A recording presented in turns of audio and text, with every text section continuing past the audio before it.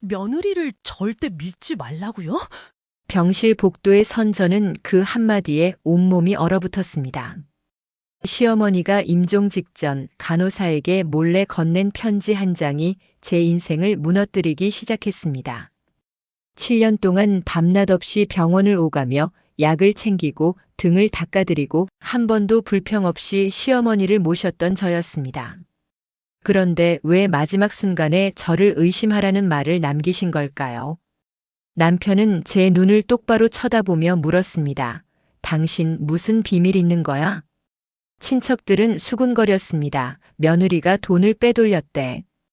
통장에서 3천만 원이 사라졌고 모든 증거는 저를 가리키고 있었습니다. 아무도 저를 믿어주지 않았습니다. 아무도. 하지만 저는 알고 있었습니다. 이건 오해라는 걸, 분명 진실이 숨겨져 있다는 걸. 편지 뒷면에 희미하게 남은 글씨, 물에 번져 지워진 문장, 그리고 낯선 이름 하나. 수연이를 조심해야 해. 그 순간부터 저는 알았습니다. 시어머니가 진짜 경고하려던 건 따로 있었다는 걸. 저는 반드시 진실을 밝혀낼 것입니다. 어머니의 마지막 말이 무엇이었는지. 그리고 그 말 속에 숨겨진 저를 향한 진짜 마음을 찾아낼 것입니다. 병실 안은 소독약 냄새와 함께 기계음만이 조용히 울려 퍼지고 있었습니다. 저는 침대 옆 의자에 앉아 시어머니의 손을 꽉 쥐고 있었습니다. 손등에는 주름이 깊게 패였고 손가락은 차갑게 식어가고 있었습니다. 어머니의 숨소리는 점점 더 얕아지고 가끔씩 끊어질 듯 말 듯 이어졌습니다. 창밖으로는 겨울 해가 기울어가고 병실 안은 점점 더 어두워지고 있었습니다. 저는 7년 동안 이 손을 잡고 병원을 오가며 약을 챙기고 밥을 먹이고 등을 닦아드렸습니다. 아무도 보지 않는 새벽에도 명절에 친척들이 모두 떠난 뒤에도 저는 이 자리를 지켰습니다. 어머니 괜찮으세요? 제가 물었지만 어머니는 눈을 뜨지 못하셨습니다. 그저 입술만 살짝 떨리며 무언가 말하려는 듯 했지만 소리는 나오지 않았습니다. 간호사가 들어와 혈압을 재고 링거줄을 확인한 뒤 조용히 나갔습니다. 복도에서는 가끔 다른 병실 가족들의 발소리가 들렸지만 이곳만은 너무나 고요했습니다. 남편 우석은 1시간 전 잠깐 회사 일로 나갔고 저는 혼자 이 시간을 견디고 있었습니다. 저는 어머니의 손을 두 손으로 감싸 쥐며 조용히 속삭였습니다. 어머니, 제가 여기 있어요. 걱정 마세요. 어머니의 눈꺼풀이 살짝 떨렸습니다. 그리고 천천히, 아주 천천히 눈을 뜨셨습니다. 흐릿한 눈동자가 저를 향했지만 초점은 맞지 않았습니다. 서진아. 어머니의 목소리는 너무 작아서 거의 들리지 않았습니다. 네, 어머니. 여기 있어요. 저는 어머니의 손을 더 꽉 쥐었습니다. 어머니는 무언가 말하려는 듯 입술을 움직였지만 말은 나오지 않고 숨만 거칠어졌습니다. 그때 병실 문이 열리며 당직 간호사가 들어왔습니다. 보호자분, 잠깐 자리 좀 비켜주시겠어요? 상태 확인 좀 해야 해서요. 저는 고개를 끄덕이고 천천히 자리에서 일어났습니다. 복도로 나와 창밖을 바라보니 하늘은 이미 어둑어둑해지고 있었습니다. 멀리 보이는 도시의 불빛들이 하나둘 켜지기 시작했습니다.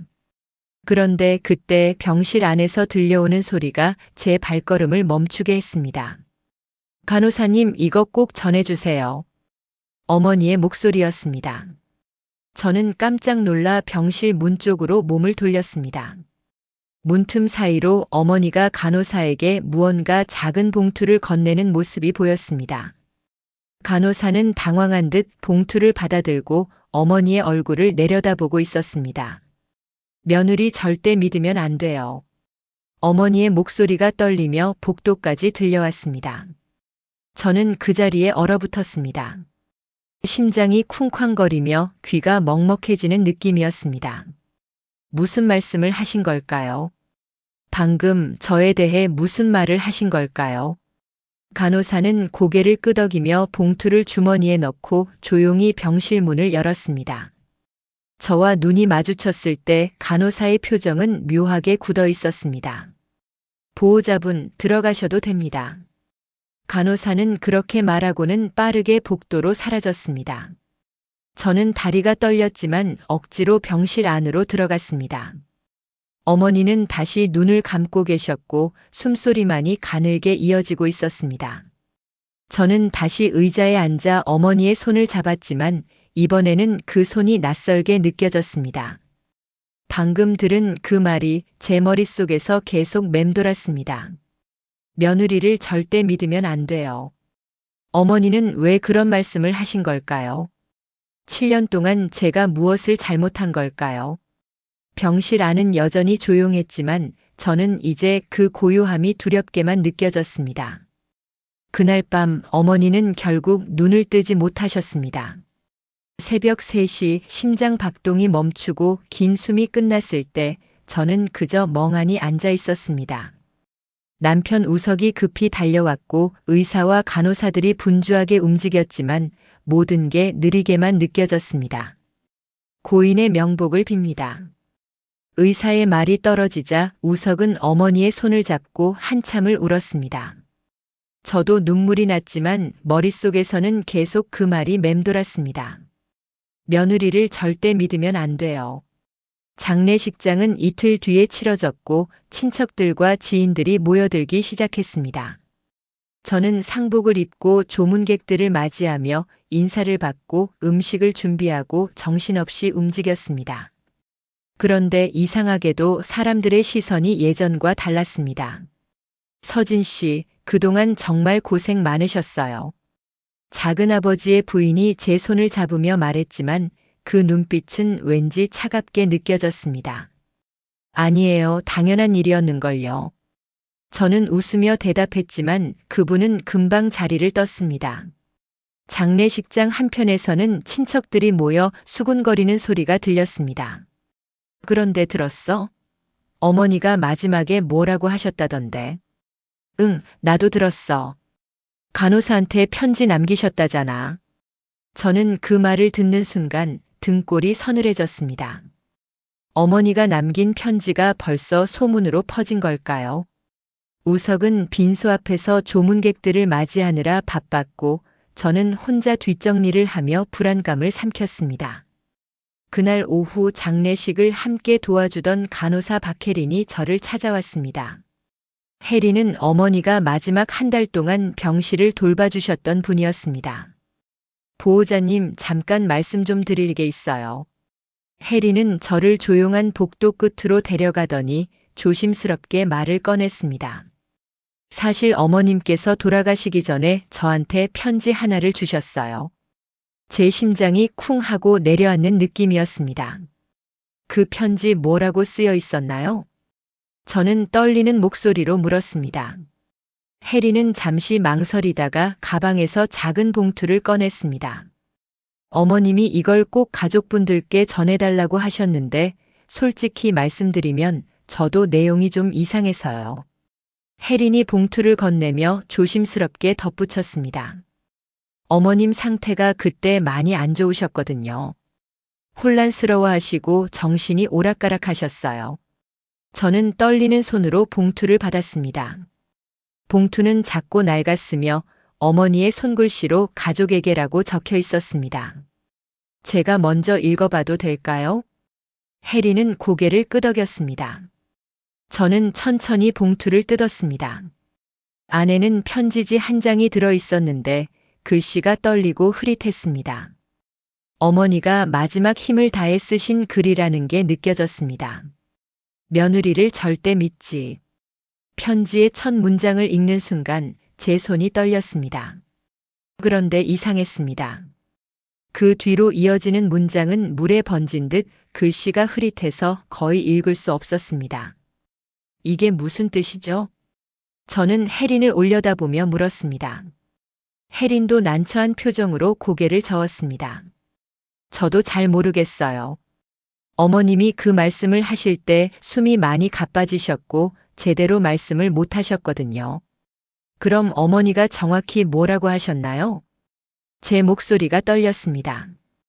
혜리는 잠시 기억을 더듬다가 조심스럽게 말했습니다. 며느리를 절대 믿으면 안 된다고 그렇게 말씀하셨어요.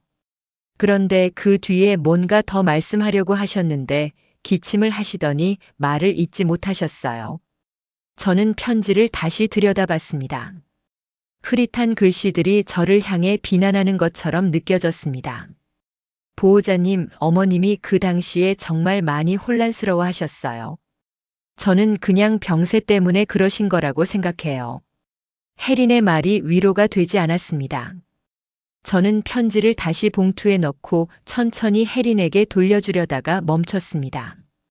이거 남편한테 보여줘야 할까요?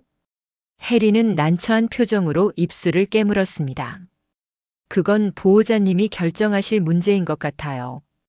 저는 편지를 꽉 쥐고 한참을 서 있었습니다. 복도 저편에서는 조문객들의 목소리가 들려왔고 장례식장의 향 냄새가 코끝을 스쳤습니다. 그 순간 제 머릿속에는 온갖 생각이 스쳐 지나갔습니다. 7년 동안 제가 어머니를 돌보며 했던 모든 일들이 지금 이 한 장의 편지 때문에 무너지는 것 같았습니다. 혜린 씨, 제가 뭘 잘못한 걸까요? 제 목소리는 떨렸고 눈물이 핑 돌았습니다. 혜린은 제 어깨를 가볍게 두드려 주었습니다. 보호자님, 제가 보기엔 정말 성실하게 어머님을 돌보셨어요. 병원 직원들도 다 알아요. 혜린의 말이 조금이나마 위로가 되었지만 그 편지는 여전히 제 손 안에서 무겁게 느껴졌습니다. 저는 고개를 끄덕이고 편지를 주머니에 넣었습니다. 고맙습니다, 혜린 씨. 제가 좀 생각해 볼게요. 혜린은 걱정스러운 눈빛으로 저를 바라보다가 조용히 자리를 떠났습니다. 저는 혼자 남아 복도 창밖을 바라봤습니다. 겨울 하늘은 회색빛이었고 차가운 바람이 창문을 두드리고 있었습니다. 그리고 저는 알 수 없는 불안감에 휩싸였습니다. 이 편지를 남편에게 보여줘야 할까요? 아니면 그냥 숨겨야 할까요? 어느 쪽을 선택하든 제 앞에는 폭풍이 기다리고 있을 것만 같았습니다. 장례식이 끝나고 사흘째 되는 날, 저는 결국 그 편지를 남편에게 보여주기로 결심했습니다. 숨긴다고 해서 해결될 일이 아니라는 생각이 들었고, 무엇보다 우석이 친척들의 수군거림을 듣기 전에 제 입으로 말하는 게 낫다고 판단했습니다. 그날 저녁 우석은 퇴근 후 집에 돌아와 소파에 앉아 멍하니 텔레비전을 보고 있었습니다. 어머니를 잃은 슬픔이 아직 가시지 않은 얼굴이었습니다. 여보, 할 얘기가 있어요. 저는 조심스럽게 말을 꺼냈습니다. 우석은 고개를 돌려 저를 바라봤지만 표정은 여전히 무거웠습니다. 뭔데? 어머니가 돌아가시기 전에 간호사한테 편지를 남기셨대요. 그 말에 우석의 표정이 굳어졌습니다. 편지? 무슨 편지? 저는 주머니에서 봉투를 꺼내 우석에게 건넸습니다. 우석은 잠시 망설이다가 천천히 봉투를 받아들고 뜯었습니다. 편지를 읽는 우석의 얼굴이 점점 어두워졌습니다. 눈썹이 찌푸려지고 입술이 굳게 다물어졌습니다. 이게 무슨 소리야? 우석의 목소리가 낮게 깔렸습니다. 여보, 그건 어머니가 병세 때문에 혼란스러워서 하신 말씀일 거예요. 간호사도 그렇게 말했어요. 저는 최대한 차분하게 설명하려 했지만 목소리가 떨렸습니다. 우석은 편지를 다시 읽더니 저를 똑바로 쳐다봤습니다. 며느리를 절대 믿지 말라고 엄마가 왜 이런 말을 남기신 거야? 저도 몰라요. 뒷부분은 물에 번져서 읽을 수가 없고. 우석은 편지를 탁자 위에 내려놓고 한숨을 길게 내쉬었습니다. 당신 엄마한테 뭔가 잘못한 거 없어? 그 말에 제 가슴이 철렁 내려앉았습니다. 무슨 소리예요? 제가 7년 동안 어머니를 어떻게 모셨는데요? 제 목소리가 커졌지만 우석은 고개를 돌렸습니다. 그건 나도 알아. 근데 엄마가 왜 이런 말을 남기셨겠어? 엄마는 정신이 멀쩡하셨던 분이야. 병원에서도 마지막 며칠은 정신이 오락가락하셨다고 했어요. 간호사도 그렇게 증언했고요. 우석은 대답하지 않았습니다. 그저 편지를 다시 집어들고 한참을 들여다보고 있었습니다. 뒷부분이 왜 이렇게 번진 거야? 그건 저도 몰라요. 편지를 받았을 때부터 이미 그랬대요. 우석은 편지를 접어 주머니에 넣더니 일어섰습니다. 나 좀 혼자 있고 싶어. 방에 들어갈게. 여보. 제가 말을 걸었지만 우석은 대답 없이 안방으로 들어가 문을 닫았습니다. 저는 거실에 혼자 남아 멍하니 앉아 있었습니다. 가슴이 답답하고 눈물이 날 것 같았지만 참았습니다. 그날 밤 저는 잠을 이룰 수 없었습니다. 우석도 뒤척이는 소리가 들렸지만 서로 아무 말도 하지 않았습니다. 다음 날 아침 우석은 평소보다 일찍 출근했고 아침 인사도 없이 집을 나갔습니다. 저는 혼자 식탁에 앉아 식은 커피를 마시며 창밖을 바라봤습니다. 그리고 며칠 후 상황은 더 나빠졌습니다. 작은아버지가 우석에게 전화를 걸어왔습니다. 우석아, 엄마가 남긴 편지 얘기 들었다. 그게 사실이야? 우석은 통화를 하며 표정이 점점 굳어졌습니다. 네, 그런 편지가 있었어요. 그럼 서진이가 뭔가 잘못한 게 있는 거 아니야? 엄마가 왜 그런 말을 남기셨겠어? 저는 부엌에서 그 대화를 듣고 있었지만 끼어들 수가 없었습니다. 아직 확실한 건 아무것도 없어요.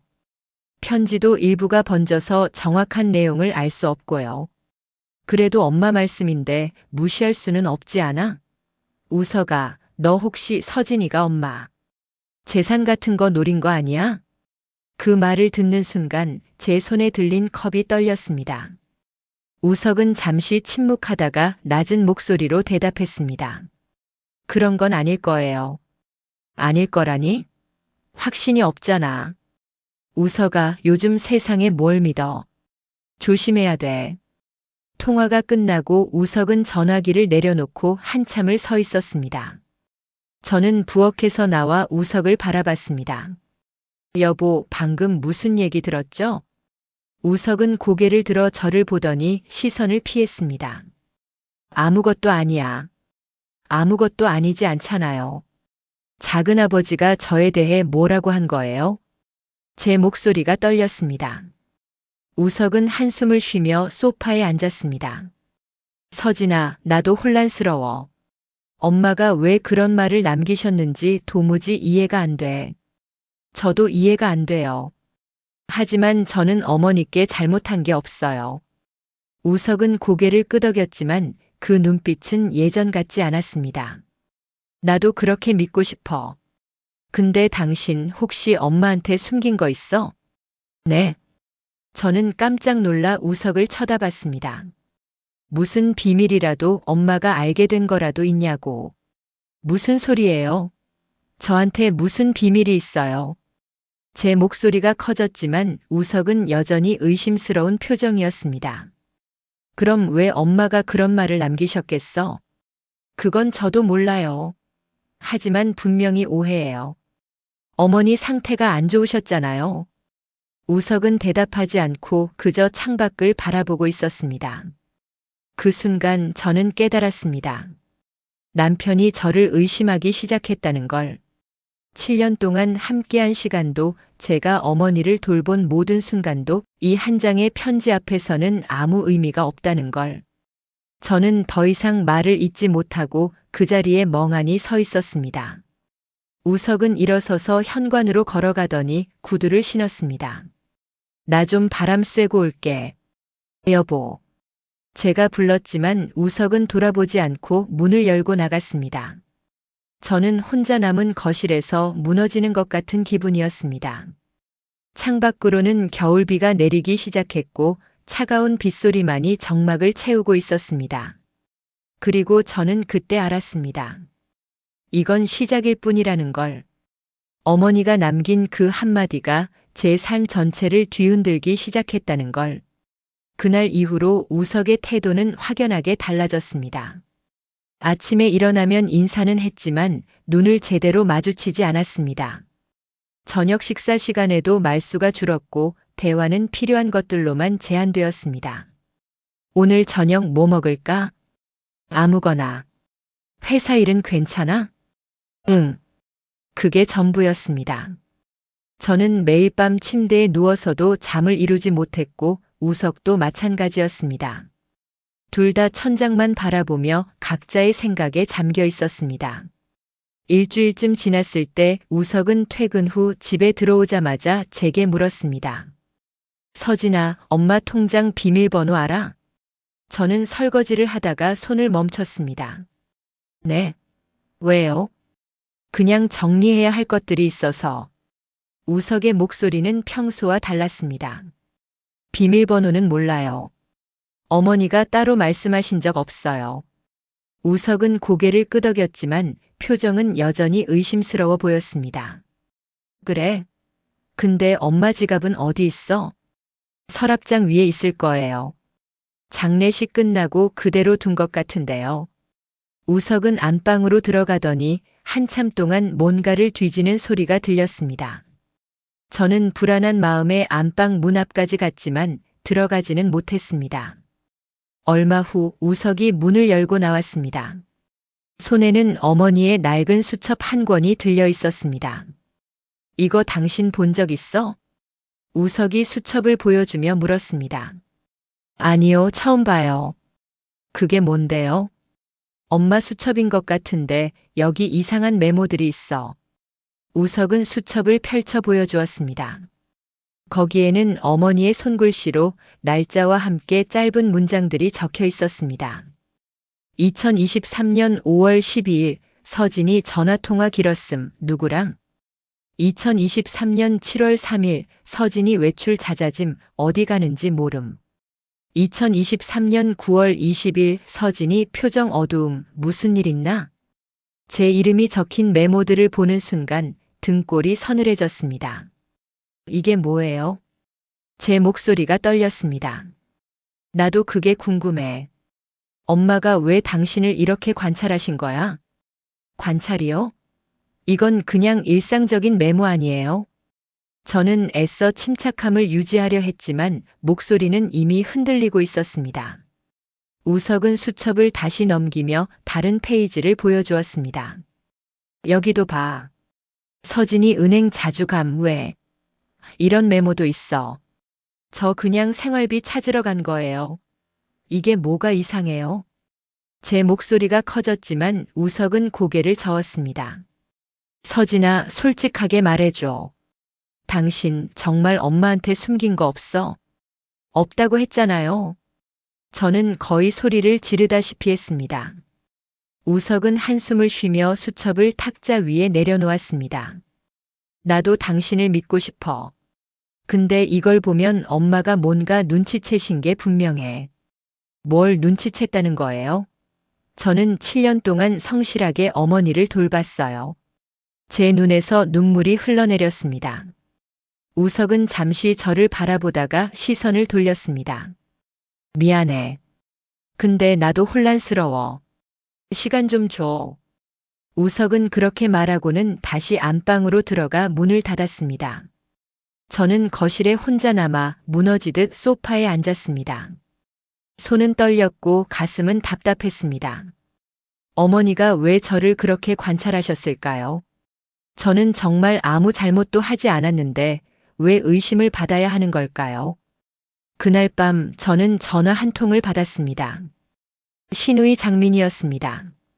민희 언니는 결혼해서 부산에 살고 있었고 평소에는 자주 연락하지 않는 사이였습니다. 서진아, 나야. 네, 언니. 무슨 일이세요? 오빠한테 들었어. 엄마가 편지 남기셨다며? 제 심장이 철렁 내려앉았습니다. 네, 그런 일이 있었어요. 솔직히 말해줘. 너 엄마한테 뭐 한 거 있어? 민희 언니의 목소리는 차갑게 느껴졌습니다. 아무것도 안 했어요. 정말이에요. 근데 왜 엄마가 그런 말을 남기셨겠어? 엄마는 그런 분이 아니셨잖아.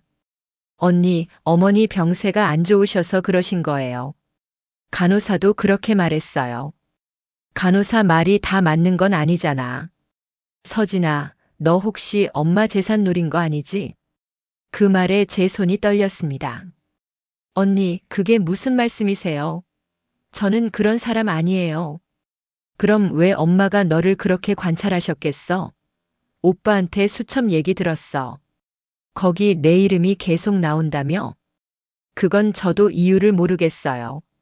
제 목소리는 이미 눈물로 떨리고 있었습니다. 미니 언니는 한숨을 쉬었습니다. 서진아, 오빠한테 잘해줘. 오빠 지금 많이 힘들어 하잖아. 그리고 정말 만약 내가 뭔가 숨긴 게 있으면 지금이라도 말하는 게 나아. 저는 아무것도 숨긴 거 없어요. 알았어. 그럼 그렇다고 믿을게. 근데 서진아, 조심해. 친척들 사이에서도 소문 퍼지고 있어. 전화가 끊어진 후 저는 한참을 멍하니 앉아 있었습니다. 친척들 사이에서 소문이 퍼지고 있다는 말에 제 몸이 얼어붙는 것 같았습니다. 그날 밤 저는 혼자 부엌에 앉아 울었습니다. 7년 동안 헌신한 모든 시간이 어머니가 남긴 한마디 때문에 무너지고 있었습니다. 남편도 친척들도 이제는 저를 의심하고 있었습니다. 저는 도대체 무엇을 잘못한 걸까요? 왜 이런 일이 저에게 일어나는 걸까요? 창밖으로는 어두운 밤이 깔려 있었고 차가운 바람 소리만이 들려왔습니다. 저는 그 순간 이 오해를 풀지 못하면 제 삶 전체가 무너질 거라는 걸 느꼈습니다. 그리고 저는 결심했습니다. 어떻게든 진실을 밝혀야 한다고. 어머니가 왜 그런 말을 남기셨는지, 왜 저를 관찰하셨는지 반드시 알아내야 한다고. 손을 떨며 휴대폰을 꺼내 간호사 박혜린의 번호를 찾았습니다. 내일 아침 혜린을 다시 만나 정확한 상황을 듣기로 마음먹었습니다. 이대로 무너질 수는 없었습니다. 저는 반드시 진실을 찾아낼 것입니다. 다음 날 아침 저는 우석이 출근한 뒤 바로 혜린에게 전화를 걸었습니다. 혜린 씨, 저 서진이에요. 오늘 시간 괜찮으세요? 꼭 만나서 얘기하고 싶어요. 혜린은 잠시 망설이다가 대답했습니다. 오후 2시쯤 병원 근처 카페에서 만날까요? 네, 고맙습니다. 저는 서둘러 준비하고 집을 나섰습니다. 카페에 도착했을 때 혜린은 이미 창가 자리에 앉아 있었습니다. 보호자님 앉으세요. 혜린의 표정은 걱정스러워 보였습니다. 혜린 씨, 제가 물어볼 게 있어요.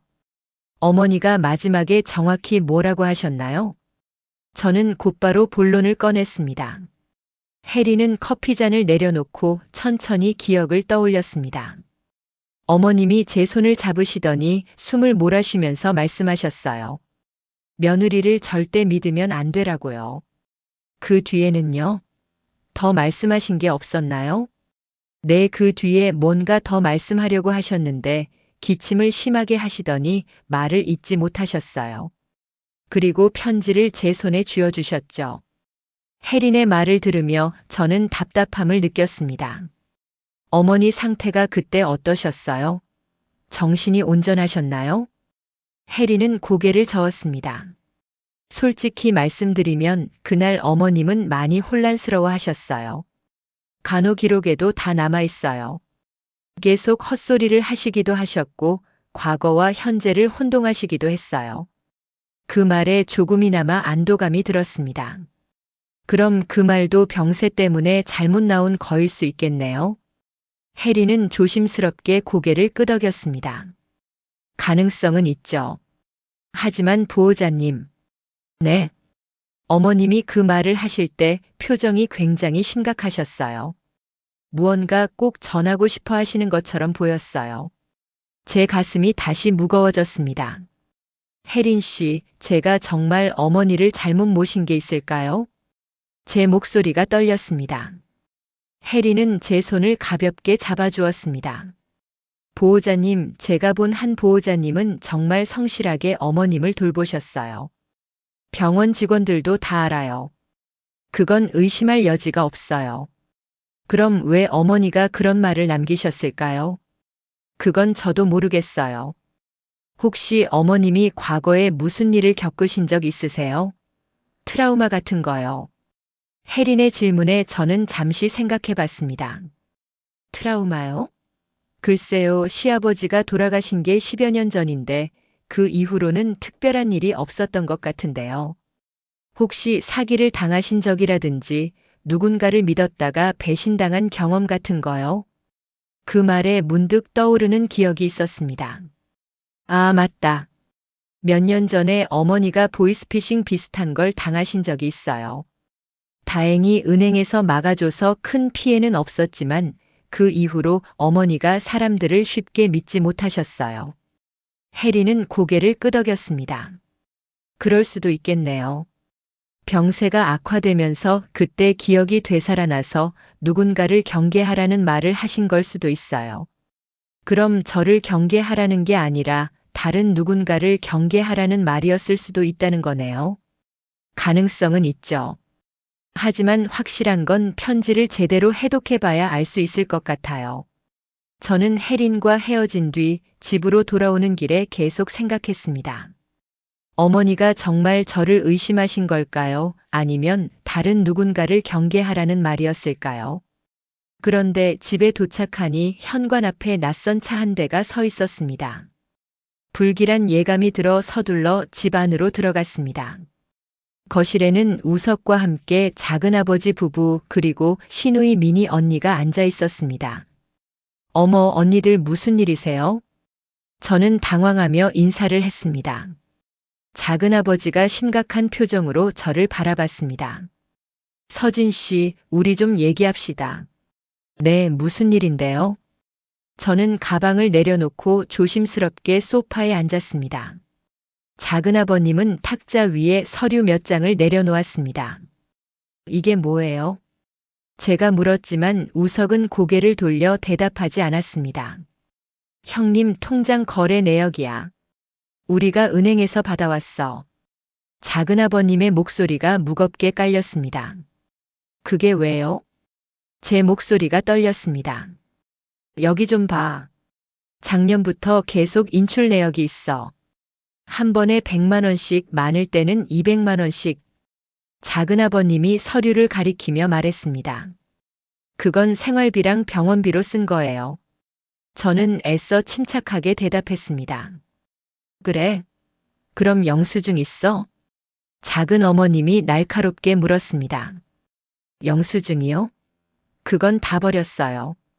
누가 그런 걸 일일이 보관해요? 제 목소리가 떨렸습니다. 미니 언니가 팔짱을 끼고 저를 쳐다봤습니다. 서진아, 솔직하게 말해. 너 엄마 돈 빼돌린 거 아니야? 뭐라고요? 언니, 그게 무슨 말씀이세요? 저는 거의 소리를 지르다시피 했습니다. 그럼 왜 영수증이 없어? 그렇게 큰 돈을 쓰면서 영수증 하나 안 남겼다고. 저는 정말 생활비랑 병원비로 쓴 거예요. 믿어주세요. 제 눈에서 눈물이 흘러내렸습니다. 우석이 입을 열었습니다. 서진아, 그럼 통장은 어디 있어? 엄마 통장. 그건 어머니가 직접 관리하셨잖아요. 저는 필요할 때만 돈을 찾았어요. 필요할 때만? 이게 필요할 때야? 1년 동안 거의 3천만 원이 빠져나갔어. 우석의 목소리가 차갑게 느껴졌습니다. 3천만 원이요? 저는 깜짝 놀라 서류를 다시 들여다봤습니다. 확인해 보니 정말 1년 동안 계속 돈이 인출되어 있었습니다. 이건 이상해요. 제가 이렇게 많이 인출한 적 없어요. 제 목소리가 떨렸습니다. 그럼 누가 뽑았겠어? 당신밖에 없잖아. 작은아버님이 차갑게 말했습니다. 아니에요. 저는 한 달에 100만 원 정도밖에 안 뽑았어요. 생활비랑 병원비 포함해서요. 저는 필사적으로 항변했습니다. 미니 언니가 한숨을 쉬었습니다. 서진아, 우리가 지금 경찰 부를 수도 있어. 그 전에 솔직하게 말하는 게 나아. 경찰이요? 언니, 저 정말 아무것도 안 했어요. 제 목소리는 이미 울음으로 떨리고 있었습니다. 우석은 고개를 돌려 창밖을 바라보고 있었습니다. 그의 표정에서는 더 이상 저를 믿는다는 마음이 보이지 않았습니다. 작은아버님이 일어서며 말했습니다. 우석아, 며칠 생각해봐. 이 문제 어떻게 해결할지. 우리는 일단 갈게. 친척들이 모두 나간 뒤 거실에는 저와 우석만 남았습니다. 여보, 저 정말 아무것도 안 했어요. 믿어주세요. 저는 우석의 옷자락을 잡으며 애원했습니다. 우석은 제 손을 뿌리치지는 않았지만 고개를 돌렸습니다. 서진아, 나도 당신을 믿고 싶어. 근데 이 모든 게 너무 이상해. 엄마 편지, 수첩, 그리고 이제 통장까지. 여보, 저는 억울해요. 정말 억울해요. 저는 그 자리에 주저앉아 울었습니다. 우석은 한참을 서 있다가 조용히 안방으로 들어가 문을 닫았습니다. 저는 거실 바닥에 혼자 앉아 한없이 울었습니다. 7년 동안 쌓아온 모든 것이 무너지고 있었습니다. 아무도 저를 믿어주지 않았습니다. 저는 도대체 어떻게 해야 할까요? 어떻게 이 억울함을 풀 수 있을까요? 창밖으로는 해가 지고 있었고 거실은 점점 어둠에 잠겨갔습니다. 저는 그 어둠 속에서 혼자 남겨진 것처럼 느껴졌습니다. 그날 밤 저는 잠을 이루지 못하고 거실 소파에 앉아 있었습니다. 머릿속으로는 계속 통장 거래 내역이 떠올랐습니다. 분명 저는 한 달에 100만 원 정도만 인출했는데 왜 3천만 원이나 빠져나간 걸까요? 새벽 2시쯤 저는 문득 어머니의 방을 다시 살펴봐야겠다는 생각이 들었습니다. 조용히 안방 문을 열고 들어가니 우석은 깊이 잠들어 있었습니다. 저는 조심스럽게 어머니가 쓰시던 서랍장으로 다가갔습니다. 서랍 하나하나를 천천히 열어보니 옷가지와 약통, 그리고 낡은 수첩들이 나왔습니다. 맨 아래 서랍을 열었을 때 작은 상자 하나가 눈에 띄었습니다. 나무로 만든 작은 보석함 같은 상자였습니다. 뚜껑을 열자 안에는 오래된 사진 몇 장과 편지 봉투 하나가 들어 있었습니다. 사진들은 제가 본 적 없는 것들이었습니다. 어머니가 젊었을 때 찍은 사진인 것 같았고 옆에는 낯선 여자분이 서 있었습니다.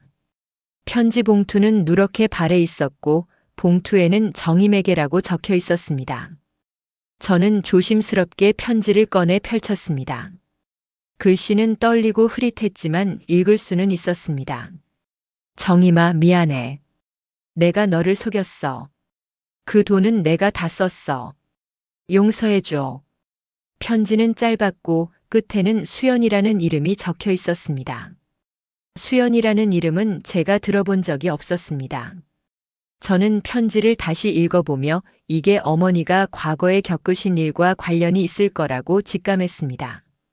다음 날 아침 저는 우석에게 이 편지를 보여줄지 고민했습니다. 하지만 우석은 이미 출근 준비를 하며 저를 쳐다보지도 않았습니다. 여보, 어제 제가 어머니 방에서 이상한 편지를 찾았어요. 저는 조심스럽게 말을 꺼냈습니다. 우석은 넥타이를 매며 고개를 돌렸습니다. 무슨 편지? 어머니가 과거에 누군가한테 받은 편지인 것 같은데 돈 얘기가 나와요. 우석은 잠시 멈칫하더니 손을 내밀었습니다. 줘봐. 저는 편지를 건넸고 우석은 빠르게 읽어내려갔습니다. 수연? 이게 누구야? 저도 몰라요. 어머니한테 들어본 적 없는 이름이에요. 우석은 편지를 다시 접으며 한숨을 쉬었습니다. 이게 지금이랑 무슨 상관이야? 여보, 어머니가 과거에 누군가한테 사기를 당하신 것 같아요. 그래서 사람을 믿지 못하셨던 거 아닐까요? 우석은 잠시 생각하다가 고개를 저었습니다. 그래도 이건 옛날 일이잖아. 당신이 돈을 빼돌린 것과는 다른 문제야. 저는 돈을 빼돌리지 않았어요. 제 목소리가 커졌지만 우석은 이미 현관으로 향하고 있었습니다. 나 출근해야 돼. 나중에 얘기하자. 문이 닫히는 소리와 함께 저는 다시 혼자 남았습니다. 저는 편지를 들고 한참을 생각했습니다. 수연이라는 사람이 누구인지 어머니와 무슨 관계였는지 알아내야 했습니다. 그날 오후 저는 다시 혜린에게 전화를 걸었습니다.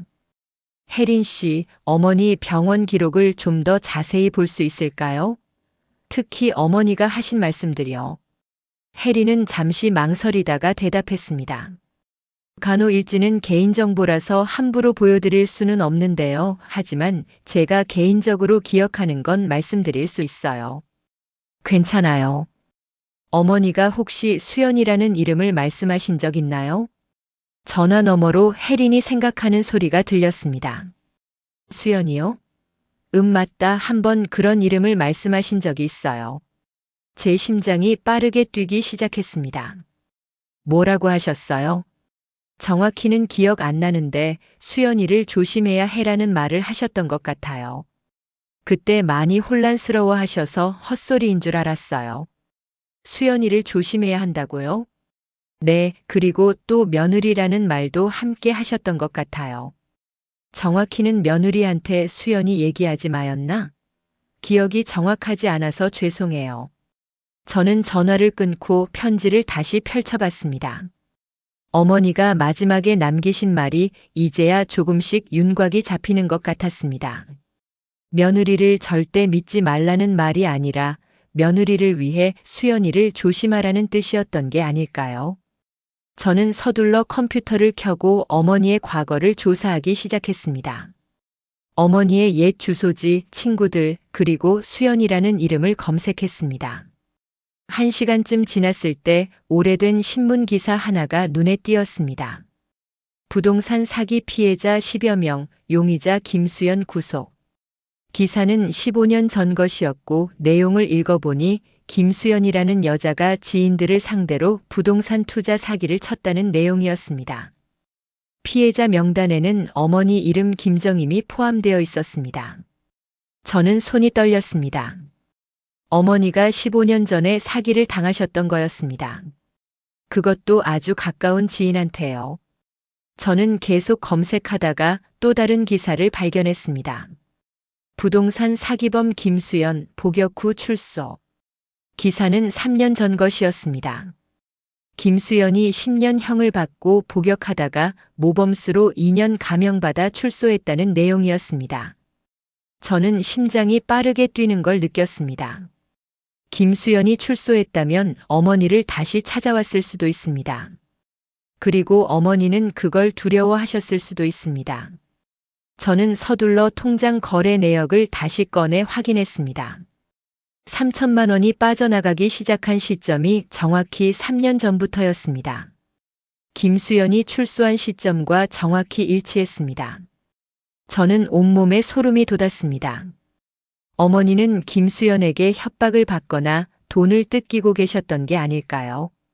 그리고 그걸 저에게 말하지 못하셨던 건 저를 위험에 빠뜨리고 싶지 않으셨기 때문이 아닐까요? 저는 서둘러 우석에게 전화를 걸었습니다. 여보, 제가 뭔가 알아낸 것 같아요. 지금 당장 만나야 해요. 무슨 일인데?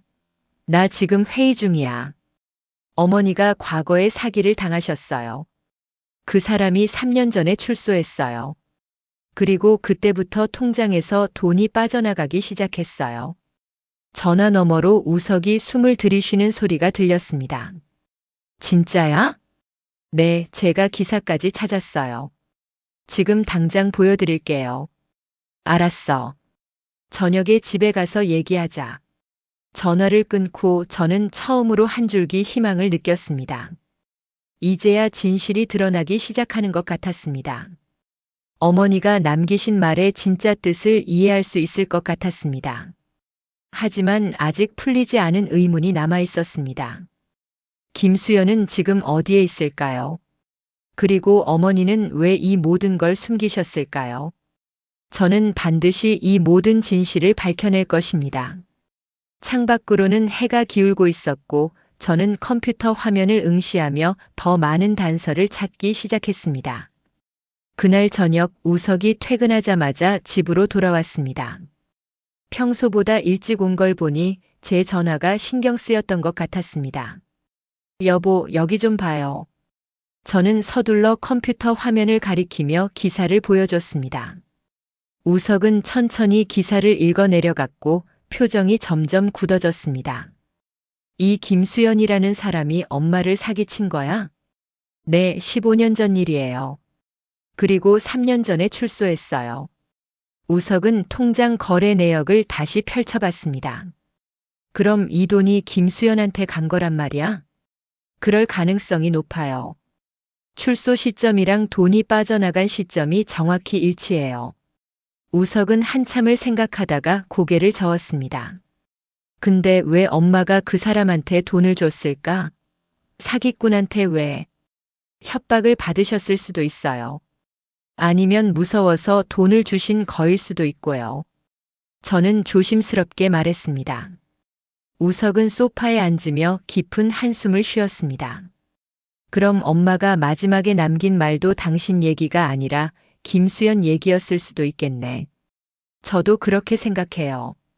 간호사 혜린 씨한테 들었는데 어머니가 수연이를 조심해야 해라는 말도 하셨대요. 우석은 고개를 끄덕이며 편지를 다시 들여다봤습니다. 며느리를 절대 믿지 말라 이게 아니라 며느리를 위해 누군가를 조심하라는 뜻이었을 수도 있겠네. 네, 저도 그렇게 생각해요. 저는 우석의 손을 잡았습니다. 우석은 제 손을 꽉 쥐며 미안한 표정을 지었습니다. 서진아, 미안해. 내가 당신을 의심했어. 괜찮아요. 저도 이해해요. 상황이 이상했으니까. 저는 눈물이 날 것 같았지만 참았습니다. 이제 김수연을 찾아야 해. 그 사람이 어디 있는지 알아내야 돼. 우석이 결연한 표정으로 말했습니다. 다음 날 저는 다시 혜린에게 연락했습니다. 이번에는 어머니의 간호 기록을 좀 더 자세히 알아보고 싶었습니다. 혜린 씨, 어머니가 마지막 한 달 동안 어떤 말씀들을 하셨는지 기억나는 대로 말씀해 주실 수 있나요? 혜린은 병원 근처 카페에서 저를 만나 주었습니다. 보호자님, 사실 제가 개인적으로 메모해 둔 게 있어요. 혜린이 작은 노트를 꺼내며 말했습니다. 메모요? 네, 간호일지에는 다 기록할 수 없는 것들이 있잖아요. 특히 환자분들이 혼란스러워 하실 때 하시는 말들은 공식 기록에 남기기가 애매해서 개인적으로 메모하는 편이에요. 혜린은 노트를 펼쳐 보여주었습니다. 거기에는 날짜와 함께 어머니가 하신 말씀들이 적혀 있었습니다. 2월 15일 수연이가 또 왔어. 무서워라고 말씀하셨어요. 제 심장이 빠르게 뛰기 시작했습니다. 또 왔다고요? 그럼 김수연이 병원에 왔다는 거예요? 그건 확실하지 않아요. 어머님이 헛것을 보신 걸 수도 있고요. 그때 상태가 많이 안 좋으셨거든요. 혜리는 노트를 넘기며 계속 읽어줬습니다. 2월 20일 서진이한테 말하면 안 돼. 위험해라고 말씀하셨어요. 제 눈에서 눈물이 핑 돌았습니다. 어머니는 저를 지키려고 하셨던 거였습니다. 3월 5일 돈을 줘야 해. 안 그러면 서진이 가라고 말씀하시다가 말을 잇지 못하셨어요. 그럼 어머니가 정말 협박을 받으신 거네요. 제 목소리가 떨렸습니다. 혜리는 고개를 끄덕였습니다. 그럴 가능성이 높아 보여요. 그리고 마지막에 편지를 주실 때도 서진이를 지켜줘야 해라고 말씀하셨어요. 저는 더 이상 참을 수 없어 눈물을 흘렸습니다. 어머니는 마지막 순간까지 저를 생각하셨던 거였습니다. 저를 의심하신 게 아니라 저를 보호하려고 하셨던 거였습니다. 혜린 씨, 혹시 병원 CCTV에 김수연이 찍혔을까요? 저는 눈물을 닦으며 물었습니다. 그건 제가 확인해 볼게요. 하지만 CCTV는 한 달만 보관되거든요. 지금은 이미 삭제됐을 수도 있어요. 그래도 확인 좀 해주세요. 부탁드려요. 혜린은 고개를 끄덕였습니다. 며칠 후 혜린에게서 연락이 왔습니다. 보호자님, CCTV 확인해 봤는데요. 2월 중순경에 낯선 여자분이 어머님 병실 근처를 배회하는 모습이 찍혔어요. 제 심장이 뛰었습니다. 그 사람 얼굴 확인할 수 있나요? 네, 화질은 좀 안 좋지만 얼굴은 보여요. 제가 캡처 이미지 보내드릴게요. 잠시 후 제 휴대폰으로 사진이 도착했습니다. 사진 속 여자는 50대쯤 되어 보였고 선글라스를 끼고 있었지만 얼굴은 어느 정도 식별 가능했습니다. 저는 서둘러 신문 기사에 실린 김수연의 과거 사진과 비교해 봤습니다. 15년이 지나 얼굴이 많이 변했지만 윤곽과 체형이 비슷해 보였습니다. 이 사람이에요. 김수연이 분명해요. 저는 우석에게 사진을 보여주며 말했습니다. 우석도 사진을 보더니 고개를 끄덕였습니다. 이제 경찰에 신고해야 할 것 같아. 네, 그런데 여보, 김수연을 어떻게 찾죠? 우석은 잠시 생각하다가 말했습니다. 내가 사설 탐정 아는 사람 있어. 그 사람한테 부탁해 볼게. 다음 날 우석은 사설 탐정을 만나 김수연을 찾아달라고 의뢰했습니다. 일주일쯤 지났을 때 탐정에게서 연락이 왔습니다. 김수연이라는 사람 현재 서울 외곽에 거주하고 있는 것으로 확인됩니다. 주소 보내드릴게요. 우석과 저는 서로를 바라봤습니다. 우리 직접 가볼까? 우석이 물었습니다. 네, 가봐야 할 것 같아요. 직접 확인해야 해요. 저는 떨리는 목소리로 대답했습니다. 그날 오후 우석과 저는 차를 몰고 김수연이 사는 곳으로 향했습니다. 낡은 빌라 2층에 김수연이 산다고 했습니다. 문 앞에 서자 제 심장은 빠르게 뛰었습니다. 우석이 초인종을 눌렀습니다. 잠시 후 안에서 발소리가 들렸고 문이 열렸습니다. 문 너머로 나타난 여자는 CCTV에서 본 그 사람이었습니다. 누구세요? 김수연이 경계하는 눈빛으로 물었습니다. 김수연 씨죠? 저희는 김정임 씨의 가족입니다. 우석이 침착하게 말했습니다. 김수연의 얼굴이 순간 굳어졌습니다. 정임 씨요? 그분이 어떻게 돌아가셨습니다. 한 달 전에요. 제가 말했습니다. 김수연은 잠시 말을 잇지 못하다가 고개를 돌렸습니다. 그래요. 그럼 왜 저를 찾아오신 거죠? 당신이 우리 어머니한테서 돈을 뜯어냈잖아요. 3천만 원이나. 우석의 목소리가 낮게 깔렸습니다. 김수연은 한숨을 쉬며 문을 더 열었습니다. 들어오세요. 얘기할 게 있어요. 저희는 조심스럽게 집 안으로 들어갔습니다. 좁은 원룸이었고 낡은 가구들만 놓여 있었습니다. 김수연은 소파에 앉으며 고개를 숙였습니다. 제가 정임 씨한테 정말 미안한 짓을 했어요. 김수연의 목소리가 떨렸습니다. 왜 우리 어머니를 괴롭힌 거예요? 제가 물었습니다. 김수연은 한참을 침묵하다가 입을 열었습니다. 저는 출소하고 나서 갈 곳이 없었어요. 그래서 정임 씨를 찾아갔죠. 용서를 빌려고요. 용서를 빌려고. 그러면서 돈을 뜯어낸 거예요? 우석이 차갑게 물었습니다. 김수연은 고개를 저었습니다. 아니에요. 처음에는 정말 용서를 빌려고 갔어요. 근데 정임 씨가 저를 보자마자 너무 무서워하셨어요. 김수연의 눈에서 눈물이 흘러내렸습니다. 그래서 제가 다시는 안 올 테니 걱정하지 말라고 했어요. 근데 며칠 후에 정임 씨가 저한테 먼저 연락을 하셨어요. 어머니가요? 저는 놀라서 물었습니다. 네, 그리고 돈을 주시겠다고 하셨어요. 제가 또 사기를 칠까봐 무서워서 그러신 것 같아요. 김수연은 손으로 얼굴을 가렸습니다. 저는 거절했어요. 진짜예요. 근데 정임 씨가 계속 연락하셔서 결국 받았어요. 거짓말 마세요. 제가 소리쳤습니다. 거짓말이 아니에요. 정임 씨 문자 기록 다 있어요. 김수연은 휴대폰을 꺼내 보여주었습니다. 거기에는 정말로 어머니의 번호에서 온 문자들이 있었습니다. 수연 씨, 돈 좀 받아주세요. 그래야 제가 마음이 편해요. 제발 부탁이에요. 이 돈 받고 다시는 연락하지 마세요. 문자를 읽는 순간 제 눈에서 눈물이 흘러내렸습니다.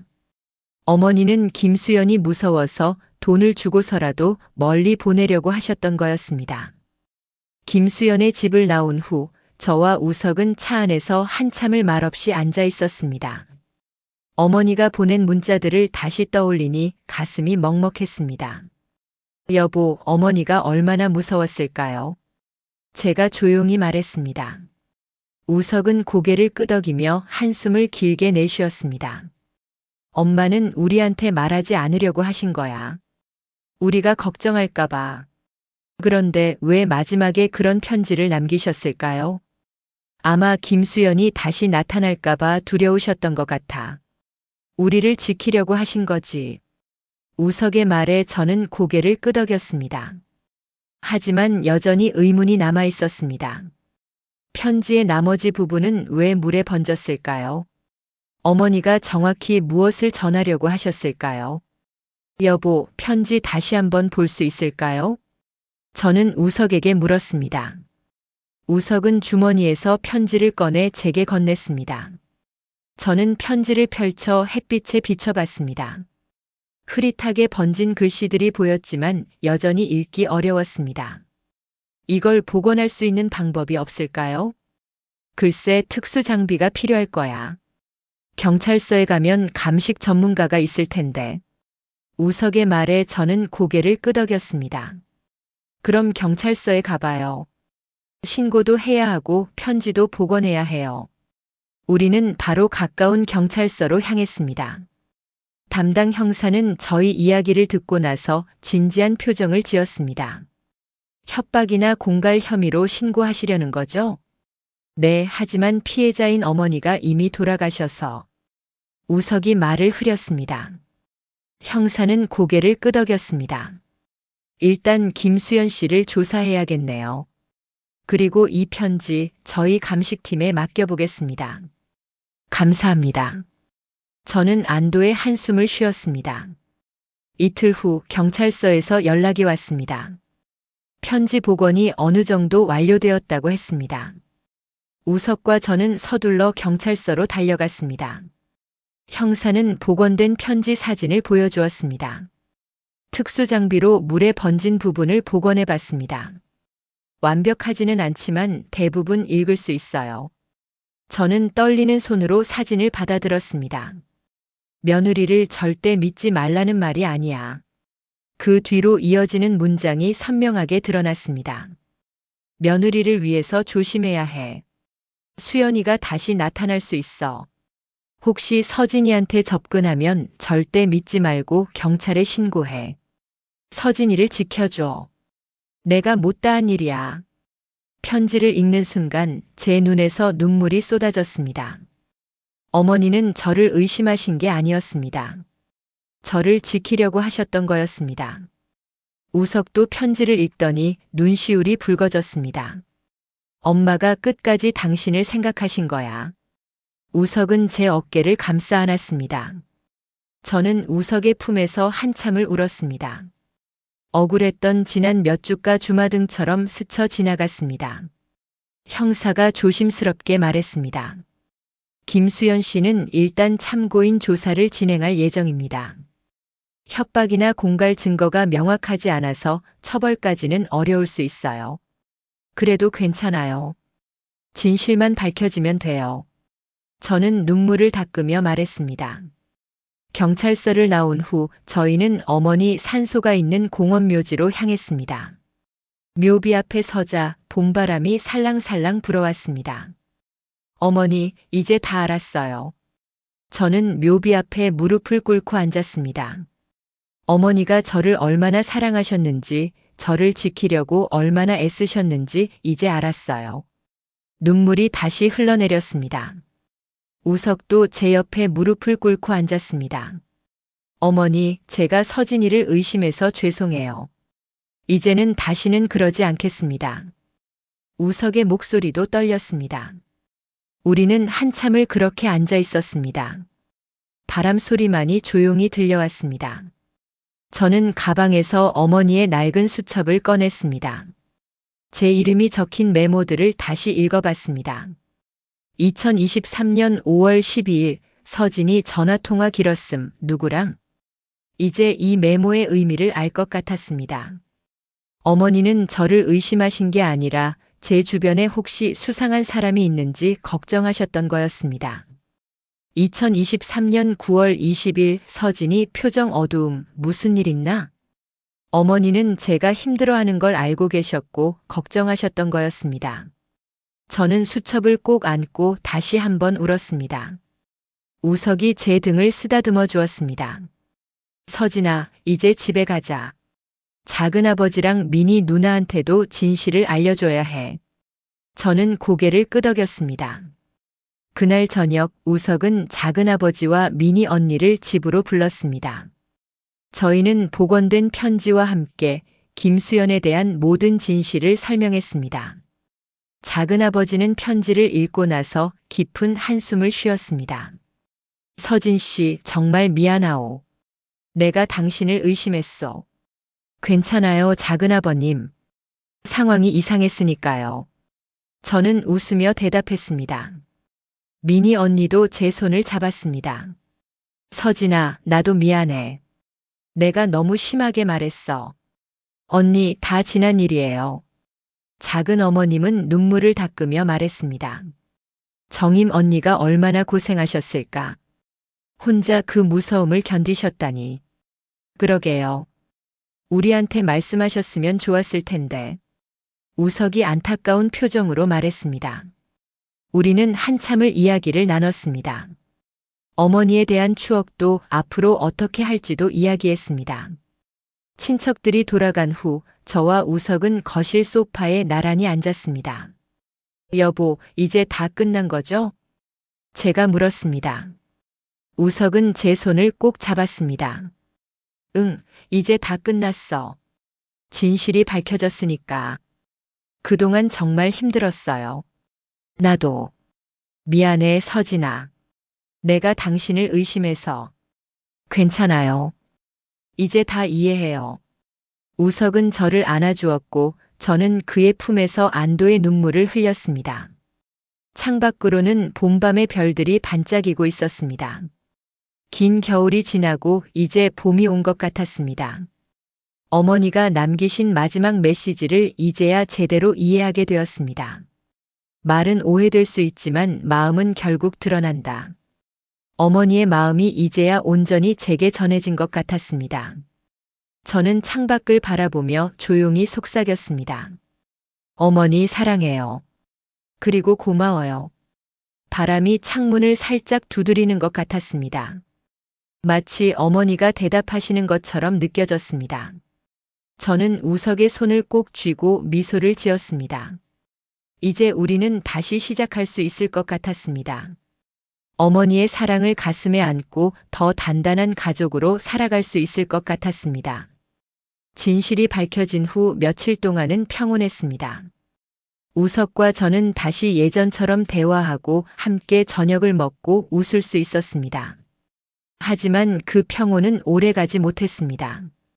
일주일쯤 지난 어느 날 우석이 퇴근 후 집에 들어오자마자 심각한 표정을 지었습니다. 서진아, 큰일 났어. 무슨 일이에요?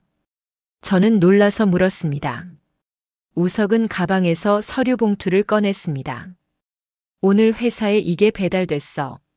내 이름으로. 저는 서류를 받아 펼쳐봤습니다. 거기에는 어머니 명의의 계좌 거래 내역이 또 있었습니다. 그런데 이번에는 제가 본 적 없는 계좌였습니다. 이게 뭐예요? 이 계좌는 처음 보는데요. 나도 몰랐어. 엄마가 비밀 계좌를 하나 더 가지고 계셨나 봐. 우석의 목소리가 무겁게 가라앉았습니다. 저는 거래 내역을 자세히 들여다봤습니다. 작년 1년 동안 총 5천만 원이 빠져나가 있었습니다. 그것도 모두 제 이름으로 된 계좌로 입금되어 있었습니다. 이게 무슨 소리예요? 제 계좌로요? 제 손이 떨렸습니다. 서진아, 이 계좌 당신 거 맞아? 우석이 거래 내역을 가리키며 물었습니다. 계좌번호를 보니 확실히 제 계좌번호였습니다. 맞긴 한데 저 이런 입금 받은 적 없어요. 그럼 이건 뭐야? 여기 분명히 당신 계좌로 5천만 원이 들어갔다고 나와 있잖아. 우석의 목소리가 점점 높아졌습니다. 저 정말 몰라요. 이건 뭔가 잘못된 거예요. 저는 필사적으로 말했습니다. 우석은 소파에 주저앉으며 머리를 감쌌습니다. 서진아, 나 진짜 혼란스러워. 이제 다 끝난 줄 알았는데. 여보, 저 정말 아무것도 모르는 일이에요. 믿어줘야 해요. 어떻게 믿어? 당신 계좌로 돈이 들어갔는데. 우석이 소리쳤습니다. 저는 그 자리에 얼어붙었습니다. 다시 시작되는 의심의 눈빛을 보는 게 너무 두려웠습니다. 여보, 제 통장 보여드릴게요. 제 계좌에는 그런 돈 없어요. 저는 서둘러 통장을 꺼내왔습니다. 우석은 통장을 펼쳐보더니 고개를 저었습니다. 여기 잔액이 별로 없네. 그럼 그 돈은 어디 갔어? 저 정말 받은 적 없다니까요. 제 목소리가 울먹였습니다. 그때 우석의 휴대폰이 울렸습니다. 작은아버지였습니다. 우석은 전화를 받았고 표정이 점점 굳어졌습니다. 네, 알겠습니다. 내일 뵙겠습니다. 전화를 끊은 우석의 얼굴은 창백했습니다. 작은아버지도 같은 서류를 받으셨대. 그리고 미니 누나도. 누가 이런 걸 보낸 거예요? 모르겠어. 익명으로 온 거래. 하지만 작은아버지가 내일 가족 회의를 하자고 하셔. 저는 머리가 하얘지는 것 같았습니다. 겨우 풀렸던 오해가 다시 시작되는 것 같았습니다. 다음 날 오후 작은아버지 댁에 가족들이 모였습니다. 작은아버지, 작은어머님, 미니 언니, 그리고 우석과 저까지. 거실 분위기는 무겁게 가라앉아 있었습니다. 작은아버지가 서류를 탁자 위에 놓으며 입을 열었습니다. 이게 대체 무슨 일이요, 서진 씨? 작은아버님, 저는 정말 모르는 일이에요. 저는 떨리는 목소리로 대답했습니다. 미니 언니가 팔짱을 끼고 저를 쳐다봤습니다. 서진아, 내 계좌로 돈이 들어간 건 사실이잖아. 그런데 어떻게 모른다고 해? 언니, 저는 정말 그런 입금 받은 적 없어요. 제 통장 보세요. 저는 통장을 꺼내 보여줬습니다. 작은 어머님이 통장을 들여다보더니 말했습니다. 그럼 이 돈은 어디로 간 거예요? 입금됐다가 바로 빠져나간 거 아니에요? 아니에요. 저는 그런 거래 한 적 없어요. 제 눈에서 눈물이 흘러내렸습니다. 우석이 조용히 말했습니다. 은행에 가서 거래 기록을 확인해 봐야 할 것 같습니다. 그래, 그게 나을 것 같구나. 서진 씨, 내일 은행 가서 확인해 보시오. 작은아버지가 무겁게 말했습니다. 집으로 돌아오는 차 안에서 우석과 저는 말이 없었습니다. 여보, 저 정말 아무것도 안 했어요. 저는 조용히 말했습니다. 우석은 한참을 침묵하다가 입을 열었습니다. 나도 당신을 믿고 싶어. 근데 이 상황이 너무 이상해. 그럼 저를 의심하는 거예요? 제 목소리가 떨렸습니다. 의심하는 게 아니라 혼란스러운 거야. 이해해줘. 우석의 말이 제 가슴을 아프게 했습니다. 이해해달라고요. 저는 무고한데 제가 이해를 해야 한다고요. 집에 도착해서 저는 혼자 방에 들어가 문을 잠갔습니다. 침대에 누워 천장만 바라봤습니다. 누군가 저를 모함하고 있다는 생각이 들었습니다. 하지만 누가 왜 이런 짓을 하는 걸까요? 다음 날 아침 저는 혼자 은행으로 갔습니다. 창구 직원에게 거래 내역을 요청했습니다. 고객님, 작년 입금 내역 조회하시는 거죠? 네, 5천만 원 입금된 게 있다고 하던데요. 직원은 컴퓨터를 확인하더니 고개를 가로저었습니다. 고객님 계좌에는 그런 큰 금액 입금된 기록이 없는데요. 네. 그럼 이 서류는 뭐예요? 저는 거래 내역서를 보여줬습니다. 직원이 서류를 보더니 놀란 표정을 지었습니다. 이 서류 위조된 것 같은데요. 저희 은행 양식이 아니에요. 제 머리가 띵했습니다. 위조요? 네, 로고도 조금 다르고 서식도 실제 저희 양식과 달라요. 경찰에 신고하시는 게 좋을 것 같아요. 저는 은행을 나와 주저앉을 뻔했습니다. 누군가 일부러 위조 서류를 만들어서 저를 모함하고 있었습니다. 대체 누가 왜 이런 짓을 하는 걸까요? 저는 떨리는 손으로 우석에게 전화를 걸었습니다. 여보, 그 서류 위조된 거래요. 은행에서 확인했어요. 뭐? 위조라고? 네, 누군가 일부러 저를 모함하려고 만든 거예요. 우석은 잠시 침묵하다가 말했습니다. 그럼 누가 그런 짓을 한 거야? 저도 몰라요. 하지만 분명 누군가 저를 해치려고 하는 거예요. 저는 눈물을 흘리며 말했습니다. 일단 집에 와. 같이 생각해보자. 전화를 끊고 저는 한참을 거리를 걸었습니다. 머릿속이 복잡했습니다. 김수연일까요? 아니면 다른 누군가일까요? 그때 제 휴대폰으로 문자 한 통이 왔습니다. 이제 시작일 뿐이에요. 더 재미있는 일이 기다리고 있어요. 발신자는 익명이었습니다. 저는 그 자리에 멈춰 섰습니다. 온몸에 소름이 돋았습니다. 누군가 저를 지켜보고 있었고 고의로 괴롭히고 있었습니다. 저는 두려움에 떨며 주변을 둘러봤습니다. 사람들이 오가는 거리였지만 모두가 의심스러워 보였습니다. 저는 서둘러 집으로 향했습니다. 이제는 더 이상 혼자 해결할 수 없을 것 같았습니다. 누군가의 도움이 필요했습니다. 집에 도착하자마자 저는 우석에게 문자 메시지를 보여줬습니다. 여보, 이것 좀 봐요. 우석은 문자를 읽고 나서 심각한 표정을 지었습니다. 이거 협박이잖아. 당장 경찰에 신고해야 해. 네, 저도 그렇게 생각해요. 저희는 바로 경찰서로 향했습니다. 담당 형사는 위조 서류와 협박 문자를 확인한 뒤 고개를 끄덕였습니다. 이건 명백한 명예훼손과 협박입니다. 발신자 추적 들어가겠습니다. 얼마나 걸릴까요? 우석이 물었습니다. 며칠 정도 소요될 겁니다. 일단 통신사 협조가 필요해서요. 형사의 말에 저는 한숨을 쉬었습니다. 그동안 또 무슨 일이 생기면 어떡하죠?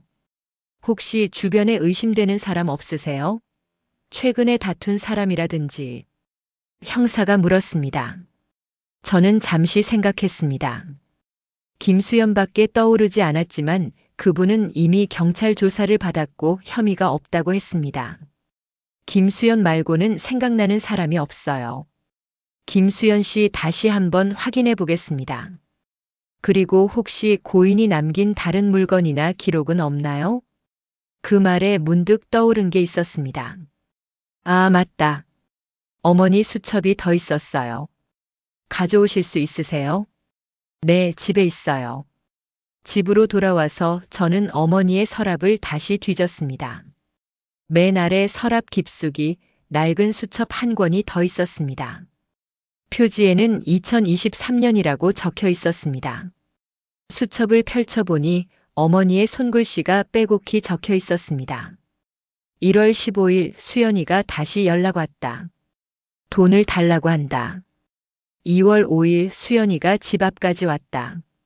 무섭다. 3월 10일 수연이한테 200만 원 줬다. 그래야 안 올 것 같아서. 수첩을 읽으면서 어머니가 얼마나 고통스러웠을지 느껴졌습니다. 그런데 뒤로 넘기다 보니 낯선 이름이 등장했습니다. 5월 20일 혜주가 찾아왔다. 수연이 얘기를 꺼냈다. 놀랐다. 혜주라는 이름은 처음 듣는 이름이었습니다. 6월 3일 혜주가 또 왔다. 서진이를 경계하라고 했다. 왜? 제 이름이 나오자 심장이 빠르게 뛰었습니다. 6월 15일 혜주 말을 믿어야 하나. 서진이가 수연이랑 연관이 있다고 했다. 제 손이 떨렸습니다. 혜주라는 사람이 어머니께 저에 대해 거짓말을 한 것 같았습니다. 7월 2일 혜주가 증거를 보여줬다. 서진이와 수연이가 아는 사이라고. 믿을 수가 없다. 저는 수첩을 꽉 쥐었습니다. 대체 혜주가 누구이고 왜 이런 거짓말을 한 걸까요? 8월 5일 혜주 말이 맞는 건가? 서진이를 어떻게 해야 하나? 너무 혼란스럽다. 어머니는 혜주라는 사람 때문에 저를 의심하게 되신 거였습니다. 저는 서둘러 수첩을 들고 우석에게 달려갔습니다. 여보, 이것 좀 봐요. 혜주라는 사람이 어머니한테 저에 대해 거짓말을 한 것 같아요. 우석은 수첩을 읽고 나서 미간을 찌푸렸습니다. 혜주? 이게 누구야? 저도 몰라요. 처음 듣는 이름이에요. 엄마 친구 중에 해주라는 사람 있었나? 저는 고개를 저었습니다. 어머니 친구분들은 대부분 알고 있는데 해주라는 이름은 처음이에요. 우석은 휴대폰을 꺼내 어머니의 연락처를 확인했습니다. 여기 이해주라는 번호가 있네. 작년부터 자주 통화한 기록이 있어.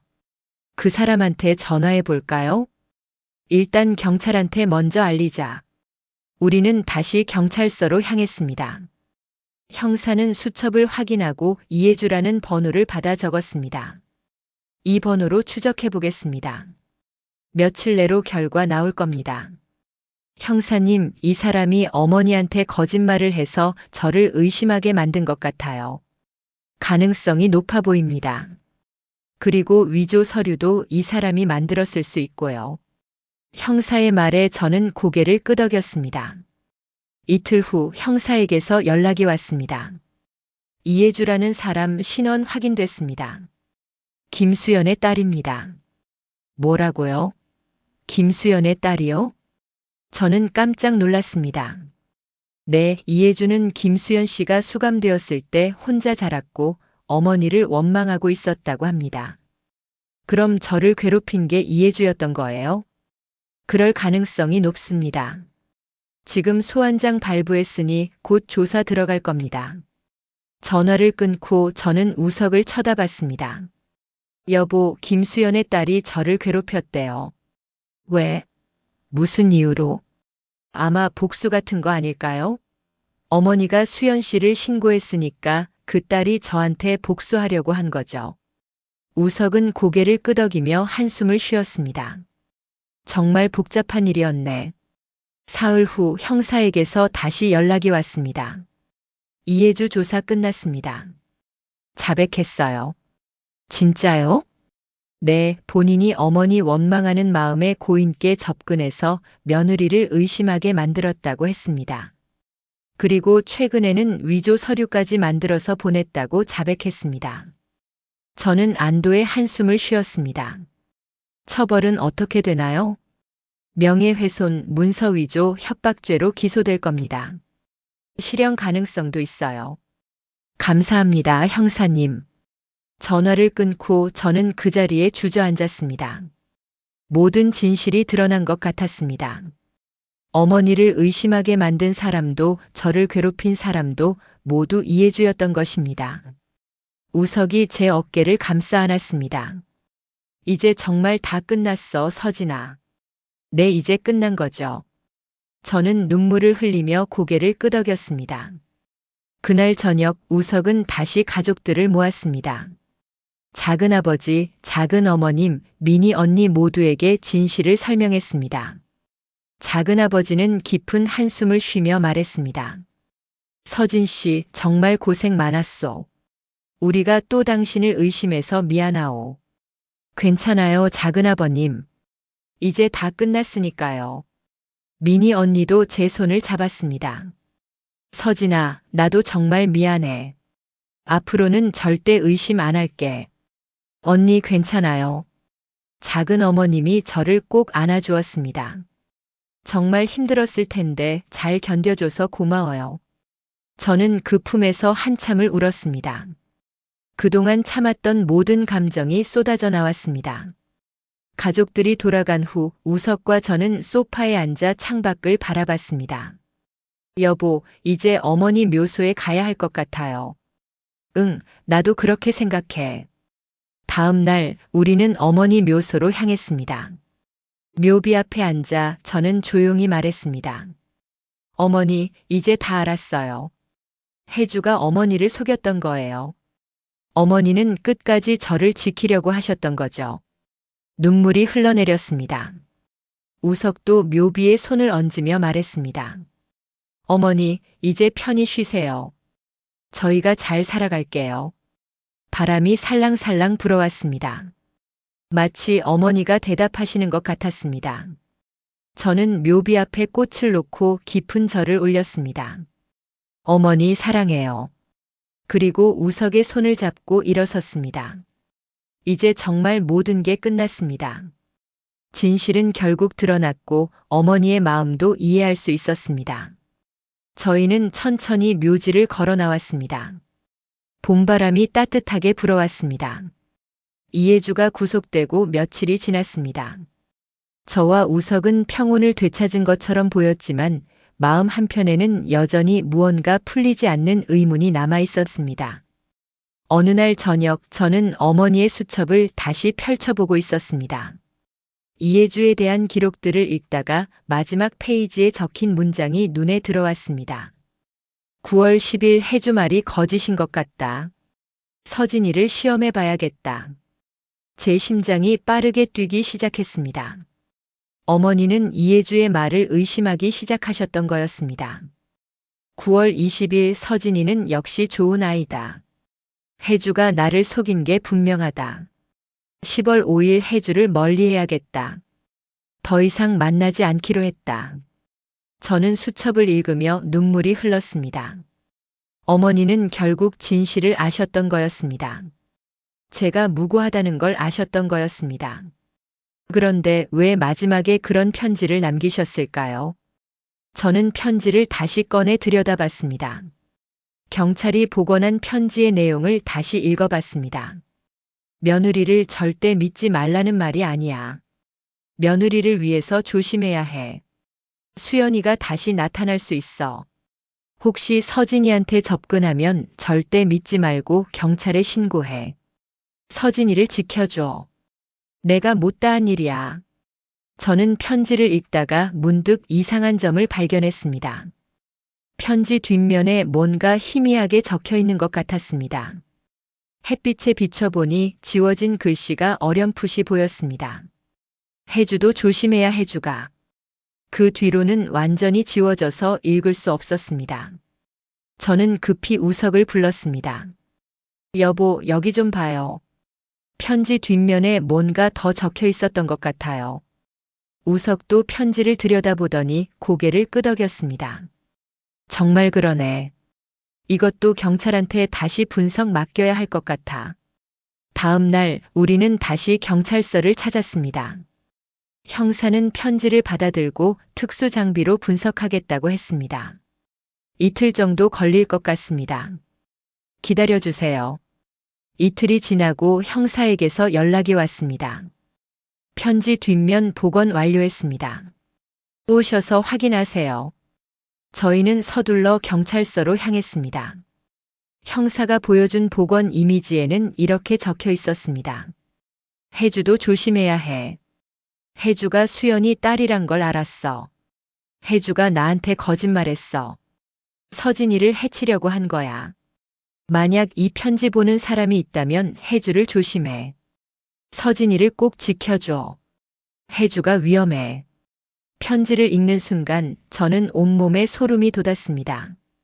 어머니는 이미 모든 걸 아셨던 거였습니다. 이해주가 위험한 사람이라는 걸, 저를 해치려 한다는 걸 다 아셨던 거였습니다.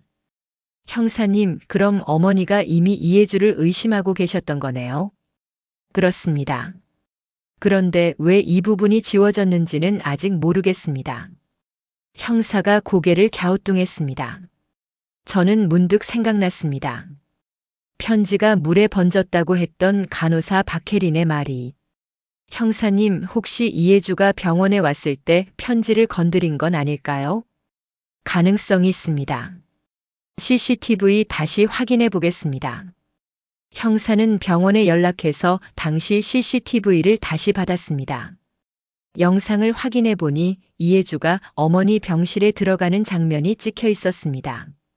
그리고 잠시 후 간호사실 앞을 배회하는 모습도 보였습니다. 여기 보세요. 이해주가 간호사실에 들어가는 것 같은데요. 형사가 영상을 확대했습니다. 이해주가 간호사실 책상 위에 놓인 봉투를 잠깐 만지는 모습이 보였습니다. 이거 편지를 훼손한 거네요. 우석이 놀란 목소리로 말했습니다. 그렇습니다. 고의로 편지 뒷면을 물로 적셔서 지운 것 같습니다. 형사의 말에 저는 분노가 치밀었습니다. 이해주는 어머니의 마지막 메시지까지 훼손했던 거였습니다. 형사님, 이것도 증거로 쓸 수 있나요? 물론입니다. 증거인멸죄가 추가될 겁니다. 형사는 고개를 끄덕였습니다. 집으로 돌아오는 길에 저는 복잡한 마음이었습니다. 어머니가 마지막까지 저를 지키려고 하셨다는 게 감사하면서도 혼자 그 모든 고통을 감당하셨다는 게 너무 슬펐습니다. 여보, 어머니가 혼자 얼마나 힘드셨을까요? 제 목소리가 떨렸습니다. 우석은 제 손을 꼭 잡았습니다. 엄마는 당신을 정말 사랑하셨어. 끝까지 지키려고 하셨던 거야. 저는 어머니한테 효도도 제대로 못했는데. 아니야. 당신은 7년 동안 성심성의껏 엄마를 모셨어. 그걸 엄마도 다 아셨을 거야. 우석의 말에 저는 눈물을 흘렸습니다. 그날 밤 저는 어머니가 남긴 수첩을 다시 펼쳤습니다. 마지막 페이지에 적힌 문장을 읽었습니다. 서진이는 좋은 며느리다. 내가 오해해서 미안하다. 하지만 서진이를 지켜야 한다. 혜주가 위험하다. 내가 죽고 나면 이 수첩이 서진이를 지켜주기를. 수첩을 읽는 순간 저는 더 이상 참을 수 없어 울음을 터뜨렸습니다. 어머니는 끝까지 저를 생각하셨던 거였습니다. 우석이 제 곁에 앉아 등을 쓰다듬어 주었습니다. 서진아, 울어도 돼. 다 끝났으니까.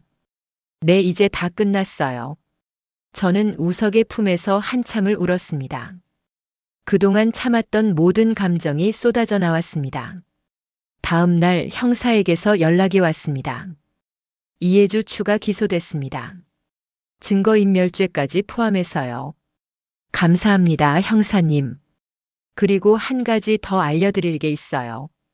이해주가 추가 진술을 했는데요. 무슨 진술이요? 본인이 어머니를 원망하는 마음에 고인을 괴롭혔다고 했습니다. 돌아가시기 전까지요. 제 심장이 철렁 내려앉았습니다. 어머니를 괴롭혔다고요? 네, 병원에 몰래 찾아가서 협박도 하고 편지도 훼손했다고 자백했습니다. 저는 눈물이 핑 돌았습니다. 어머니가 얼마나 무서웠을까요? 혼자서 그 모든 걸 견디셨을까요? 전화를 끊고 저는 우석을 쳐다봤습니다. 여보, 어머니가 너무 불쌍해요. 우석도 눈시울이 붉어졌습니다. 나도 그래. 엄마가 우리한테 말씀하셨으면 좋았을 텐데. 어머니는 우리를 걱정시키고 싶지 않으셨나 봐요. 저는 눈물을 닦으며 말했습니다. 그날 오후 저희는 다시 어머니 묘소로 향했습니다. 묘비 앞에 앉아 저는 어머니께 말씀드렸습니다. 어머니, 이제 다 알았어요. 어머니가 얼마나 힘드셨는지, 혼자 그 모든 걸 견디시느라 얼마나 무서웠을까요? 저는 어머니를 지키지 못해서 죄송해요. 눈물이 멈추지 않았습니다. 우석도 묘비에 손을 얹으며 말했습니다. 어머니, 이제 편히 쉬세요. 저희가 어머니 마음 다 받았어요. 바람이 조용히 불어왔습니다. 저는 묘비를 쓰다듬으며 마지막 인사를 했습니다. 어머니 사랑해요. 정말 사랑해요. 그리고 천천히 일어섰습니다. 이제 정말 모든 진실이 밝혀졌습니다. 어머니의 마지막 메시지도 온전히 이해할 수 있었습니다. 저는 우석의 손을 잡고 묘지를 걸어 나왔습니다. 봄 햇살이 따뜻하게 내리쬐고 있었습니다. 이해주의 재판날이 다가왔습니다. 검찰은 명예훼손, 문서위조, 협박죄, 그리고 증거인멸죄까지 모두 기소했습니다. 저와 우석은 방청석에 앉아 재판을 지켜봤습니다. 이해주가 법정에 들어왔을 때 저는 처음으로 그녀의 얼굴을 제대로 볼 수 있었습니다. 30대 초반으로 보이는 여자였고 얼굴에는 피로와 분노가 섞여 있었습니다. 재판장이 입을 열었습니다. 피고인 이해주 기소 내용을 인정합니까? 이해주는 잠시 침묵하다가 고개를 끄덕였습니다. 네, 인정합니다. 피고인이 범행을 저지른 동기가 무엇입니까? 재판장의 질문에 이해주는 고개를 숙였습니다. 저는 어머니를 원망했습니다. 이해주의 목소리가 떨렸습니다. 어머니가 사기죄로 수감되었을 때 저는 14살이었습니다. 혼자 남겨진 저는 친척집을 떠돌며 자랐고 아무도 저를 원하지 않았습니다. 이해주의 눈에서 눈물이 흘러내렸습니다. 저는 어머니를 신고한 사람들을 원망했습니다. 그 중에 김정임 씨도 있었습니다. 어머니가 출소하고 나서 저는 김정임 씨를 찾아갔습니다. 복수하려고 했습니다. 저처럼 불행하게 만들고 싶었습니다. 재판장이 물었습니다.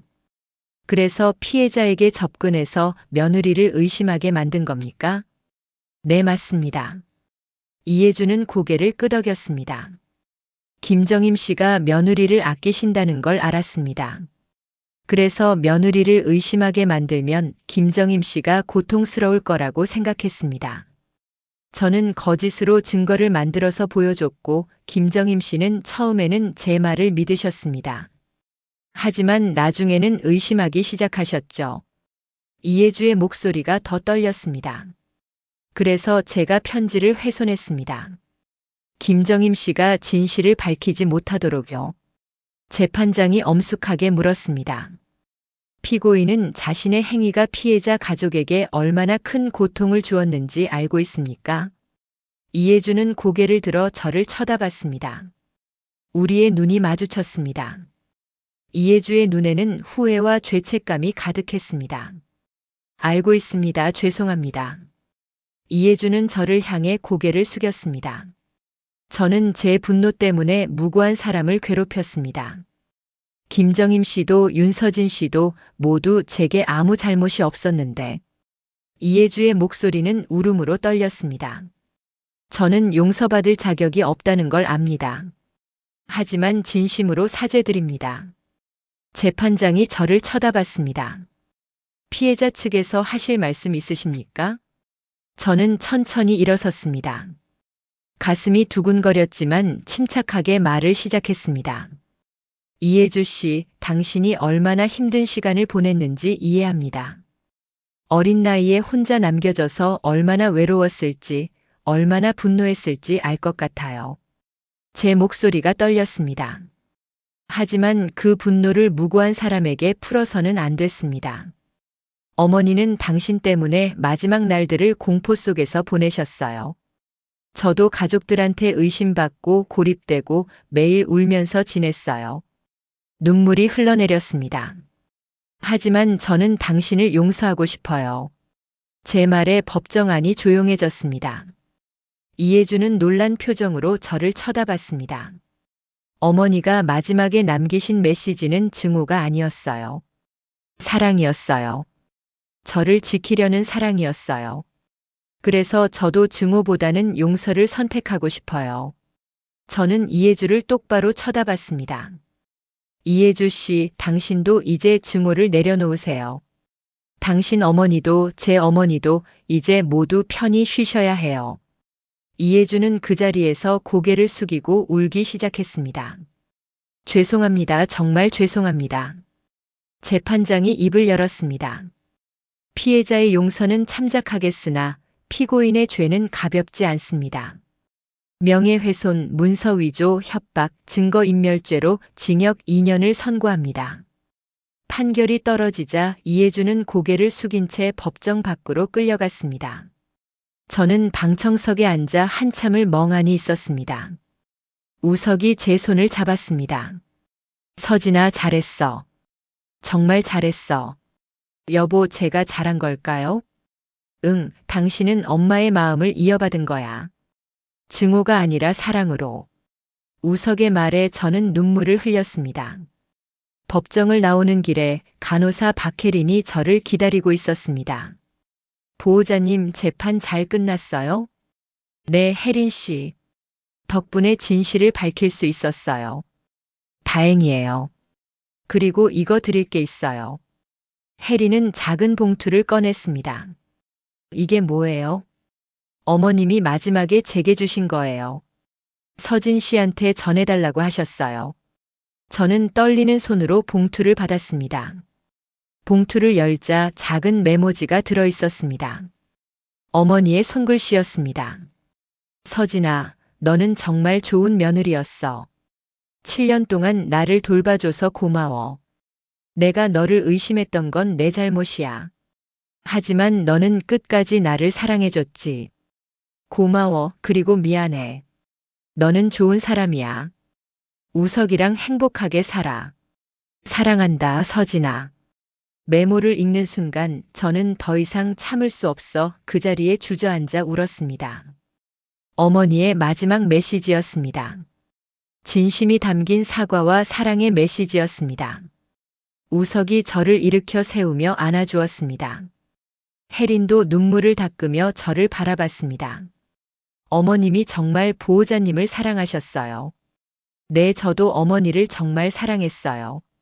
저는 메모를 가슴에 안고 한참을 울었습니다. 모든 오해가 풀렸고 모든 진실이 드러났습니다. 어머니의 마음도 온전히 전해졌습니다. 이제 저는 비로소 평온을 찾을 수 있을 것 같았습니다. 우석과 저는 법원을 나와 봄바람이 부는 거리를 걸었습니다. 여보, 이제 정말 다 끝난 거죠? 응, 이제 진짜 끝났어. 그럼 이제 우리 행복하게 살 수 있겠네요. 그럼 엄마도 그걸 원하셨을 거야. 저는 우석의 손을 꼭 쥐고 미소를 지었습니다. 하늘을 올려다보니 따뜻한 봄 햇살이 내리쬐고 있었습니다. 어머니가 저를 축복해 주시는 것 같았습니다. 어머니 감사해요. 그리고 사랑해요. 저는 조용히 속삭였습니다. 바람이 살랑살랑 불어왔습니다. 마치 어머니가 대답하시는 것처럼 느껴졌습니다. 재판이 끝나고 일주일이 지났습니다. 저와 우석은 다시 일상으로 돌아갔지만 마음 한편에는 여전히 어머니에 대한 그리움이 남아 있었습니다. 어느 날 저녁 우석이 퇴근 후 집에 들어오며 말했습니다. 서진아, 작은아버지가 오늘 저녁에 식사하자고 하셔. 무슨 일이세요? 글쎄, 가족들이 다 모이자고 하시던데. 저는 약간 긴장했지만 고개를 끄덕였습니다. 저녁 무렵 작은아버지 댁에 가족들이 모였습니다. 작은아버지, 작은어머님, 미니 언니, 그리고 우석과 저까지. 식탁에는 어머니가 좋아하셨던 음식들이 차려져 있었습니다. 작은아버지가 입을 열었습니다. 오늘 우리가 모인 이유는 형님을 추모하고 그동안 있었던 일들을 정리하기 위해서요. 서진 씨, 우리 가족 모두가 당신에게 진심으로 사과하고 싶소. 작은아버지는 깊은 절을 하셨습니다. 작은 어머님도 따라서 절을 하며 말했습니다. 서진 씨, 우리가 당신을 의심하고 힘들게 했어요. 정말 미안해요. 미니 언니도 눈물을 닦으며 말했습니다. 서진아, 언니가 정말 미안해. 너를 믿어주지 못해서. 저는 눈물이 핑 돌았지만 웃으며 대답했습니다. 괜찮아요, 다들. 이제 다 지난 일이에요. 아니요, 괜찮지 않소. 우리가 당신한테 한 짓을 생각하면 부끄럽소. 작은아버지는 고개를 숙였습니다. 하지만 당신은 끝까지 형님을 사랑했고 우리 가족을 이해해줬소. 당신은 정말 훌륭한 며느리요. 작은아버지의 말에 저는 눈물을 참을 수 없었습니다. 작은아버님, 저야말로 어머니를 제대로 지켜드리지 못해서 죄송해요. 아니요, 당신은 최선을 다했소. 형님도 그걸 아셨을 거요. 우석이 제 손을 잡아주었습니다. 작은 어머님이 상자 하나를 꺼냈습니다. 서진 씨, 이건 언니가 당신한테 물려주려고 아껴두신 거예요. 상자를 열자 어머니의 금반지와 목걸이가 들어 있었습니다. 이건 어머니 것이잖아요. 언니가 생전에 말씀하셨어요. 이건 서진이한테 물려주고 싶다고. 작은 어머님의 말에 저는 손으로 입을 가렸습니다. 어머니가 그렇게 말씀하셨어요? 네, 여러 번 말씀하셨어요. 서진이가 좋은 며느리라고 이 반지를 꼭 물려주고 싶다고. 저는 더 이상 참을 수 없어 울음을 터뜨렸습니다. 어머니는 저를 사랑하셨던 거였습니다. 끝까지 저를 믿으셨던 거였습니다. 미니 언니가 제 어깨를 토닥여 주었습니다. 서진아, 엄마가 너를 정말 아꼈어. 우리 다 알아. 언니. 저는 미니 언니를 안고 한참을 울었습니다. 그날 저녁 가족들은 어머니에 대한 추억을 나눴습니다. 어머니가 웃으시던 모습, 가족들을 챙기시던 모습, 따뜻하셨던 모습들을. 저도 제가 기억하는 어머니 이야기를 했습니다. 어머니는 제가 힘들 때마다 꼭 손을 잡아주셨어요. 아무 말 안 하셔도 그 손길이 너무 따뜻했어요. 그리고 제가 밥을 해드리면 항상 서진이가 만든 건 다 맛있어라고 하셨어요. 제 이야기를 들으며 가족들도 눈물을 흘렸습니다. 엄마는 정말 좋은 분이셨어. 우석이 조용히 말했습니다. 네, 정말 좋은 분이셨어요. 저는 고개를 끄덕였습니다. 식사가 끝나고 작은아버지가 저를 따로 불렀습니다. 서진 씨, 형님 재산 정리하는 건 당신이 하시오. 아니에요, 작은아버님. 그건 가족들이 함께 하셔야죠. 아니요, 당신이 7년 동안 형님을 모셨소. 당연히 당신이 받아야 할 몫이요. 하지만 형님도 그걸 원하셨을 거요. 부디 받아주시오. 작은아버지의 단호한 말에 저는 고개를 숙였습니다. 감사합니다, 작은아버님. 집으로 돌아오는 차 안에서 저는 어머니의 반지를 들여다봤습니다. 작은 금반지였지만 그 안에는 어머니의 사랑이 가득 담겨 있었습니다. 여보, 어머니가 저를 정말 사랑하셨던 것 같아요. 그럼 엄마는 당신을 딸처럼 생각하셨어. 저도 어머니를 친어머니처럼 사랑했어요. 우석은 제 손을 꼭 잡았습니다. 서진아, 고마워. 엄마를 끝까지 사랑해줘서. 여보야말로 고마워요. 저를 믿어줘서. 미안해. 중간에 의심한 적도 있었잖아. 괜찮아요. 이해해요. 저는 우석을 보며 미소 지었습니다. 집에 도착해서 저는 어머니의 반지를 손가락에 껴봤습니다. 조금 컸지만 따뜻한 느낌이 들었습니다. 어머니, 제가 이 반지 소중히 간직할게요. 저는 창밖을 바라보며 조용히 속삭였습니다. 밤하늘에는 별들이 반짝이고 있었습니다. 어머니도 저 별들 사이에서 저를 지켜보고 계실 것 같았습니다. 며칠 후 우석과 저는 어머니 산소를 찾았습니다. 묘비는 깨끗하게 관리되어 있었고 봄꽃들이 주변에 피어 있었습니다. 어머니, 저희 왔어요. 저는 묘비 앞에 무릎을 꿇고 앉았습니다. 모든 오해가 풀렸어요. 이제 진실을 다 알았어요. 어머니가 저를 얼마나 사랑하셨는지, 얼마나 지키려고 하셨는지 다 알았어요. 눈물이 흘러내렸습니다. 어머니 사랑해요. 정말 사랑해요. 우석도 묘비 앞에 앉아 말했습니다. 어머니, 이제 편히 쉬세요. 저희가 잘 살아갈게요. 바람이 살랑살랑 불어왔습니다. 어머니가 저희를 축복해 주시는 것 같았습니다. 저는 가방에서 어머니의 사진을 꺼냈습니다. 어머니가 웃고 계신 사진이었습니다. 어머니, 저 이 사진 집에 모셔둘게요. 매일 볼 수 있게. 그리고 어머니가 주신 반지도 평생 끼고 다닐게요. 저는 사진을 가슴에 안고 한참을 그렇게 앉아 있었습니다. 우석이 제 어깨를 감싸 안았습니다. 서진아, 이제 가자.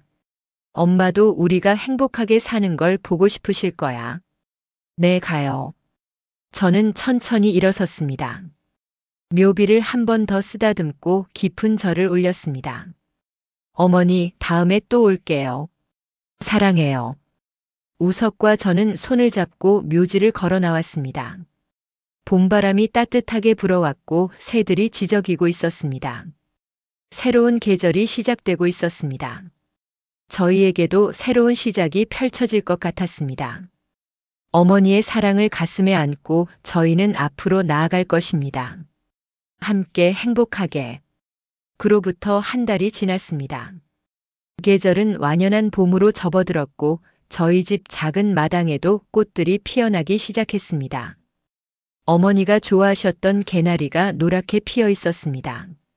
저는 매일 아침 일어나면 거실에 모신 어머니 사진에 인사를 드렸습니다. 어머니, 좋은 아침이에요. 그리고 어머니가 물려주신 반지를 손가락에 끼며 하루를 시작했습니다. 어느 날 아침 우석이 출근 준비를 하며 저를 불렀습니다. 서진아, 오늘 저녁에 외식할까? 오랜만에 둘이서. 좋아요. 어디로 갈까요? 엄마가 좋아하셨던 그 한정식집 어때? 네, 좋아요. 저는 웃으며 대답했습니다. 그날 저녁 우석과 저는 어머니가 좋아하셨던 한정식 집에 갔습니다. 음식을 먹으며 우석이 조심스럽게 말을 꺼냈습니다. 서진아, 나 요즘 생각한 게 있어. 뭔데요? 엄마가 돌아가시고 우리가 많은 일을 겪었잖아. 그러면서 느낀 게 있어. 우석은 잠시 멈췄다가 계속 말했습니다. 가족이 얼마나 소중한지, 서로를 믿는 게 얼마나 중요한지 알게 됐어. 저도 그래요. 그래서 말인데 우리 아이가 지면 어떨까? 우석의 말에 저는 깜짝 놀랐습니다. 아이요? 응, 엄마도 생전에 손주 보고 싶어 하셨잖아. 물론 이제는 불가능하지만. 우석의 목소리가 조금 떨렸습니다. 하지만 우리가 아이를 낳아서 잘 키운다면 그게 엄마한테 드리는 최고의 효도가 아닐까 싶어. 저는 우석의 손을 잡았습니다. 여보, 저도 그 생각했어요. 어머니가 손주를 보시면 얼마나 좋아하셨을까 하고. 그럼 우리 시작해볼까? 네, 시작해요. 우리는 서로를 보며 미소를 지었습니다. 식사를 마치고 집으로 돌아오는 길, 저는 어머니 생각을 했습니다. 어머니가 살아계셨다면 얼마나 기뻐하셨을까요? 손주를 안아보시고 싶어 하셨을 텐데, 그러지 못해 정말 안타까웠습니다. 다음 날 저는 어머니 산소를 찾았습니다. 혼자 조용히 어머니와 시간을 보내고 싶었습니다. 어머니, 저 혼자 왔어요. 묘비 앞에 앉아 저는 조용히 말을 시작했습니다. 요즘은 많이 평온해졌어요. 가족들과도 다 화해했고 우석이랑도 다시 예전처럼 행복해요. 그리고 어머니, 저희 아이 가지려고 해요. 바람이 살랑살랑 불어왔습니다. 어머니가 손주 보시면 얼마나 좋아하셨을까요? 눈물이 핑 돌았습니다. 어머니가 살아계셨다면 손주 이름도 지어주시고 예뻐해 주셨을 텐데. 너무 아쉬워요, 어머니. 저는 한참을 그렇게 울었습니다. 울음이 잦아들고 나서 저는 가방에서 어머니의 낡은 수첩을 꺼냈습니다. 수첩을 펼쳐보니 마지막 페이지에 제가 보지 못했던 글이 하나 더 있었습니다. 서진이가 아이를 낳으면 이름을 은별이라고 지으면 좋겠어. 은은 은혜의 은, 별은 하늘의 별. 은혜롭고 빛나는 아이로 자라기를. 나는 못 보겠지만 서진이는 좋은 엄마가 될 거야. 수첩을 읽는 순간 저는 또다시 눈물을 흘렸습니다. 어머니는 이미 알고 계셨던 거였습니다. 저희가 아이를 가질 거라는 걸, 그리고 손주의 이름까지 미리 지어두셨던 거였습니다. 어머니 정말 감사해요. 저는 수첩을 가슴에 안고 한참을 그렇게 앉아 있었습니다. 어머니, 아이가 태어나면 꼭 은별이라고 이름 지을게요. 그리고 어머니 얘기 많이 해줄게요. 할머니가 얼마나 좋은 분이셨는지. 바람이 따뜻하게 불어왔습니다. 어머니가 대답하시는 것 같았습니다. 저는 천천히 일어나 묘비를 한 번 더 쓰다듬었습니다. 어머니 사랑해요. 평생 사랑할게요. 그리고 천천히 묘지를 걸어 나왔습니다. 하늘은 맑고 푸르렀고 따뜻한 봄바람이 불고 있었습니다. 새들이 지저귀며 날아가는 모습이 보였습니다. 저는 깊은 숨을 들이마셨습니다. 이제 정말 새로운 시작이었습니다. 집으로 돌아오는 길에 저는 꽃집에 들렀습니다. 어머니가 좋아하셨던 개나리를 샀습니다. 집에 도착해서 개나리를 꽃병에 꽂고 어머니 사진 앞에 놓았습니다. 어머니 좋아하실 거예요. 저는 어머니 사진을 보며 미소 지었습니다. 어머니도 사진 속에서 환하게 웃고 계셨습니다. 저녁 무렵 우석이 퇴근해서 집에 돌아왔습니다. 다녀왔어. 오늘 어디 갔다 왔어? 어머니 산소 다녀왔어요.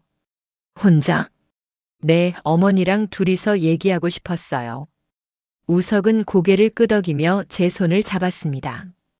그래, 엄마 많이 보고 싶으시지? 네, 하지만 괜찮아요.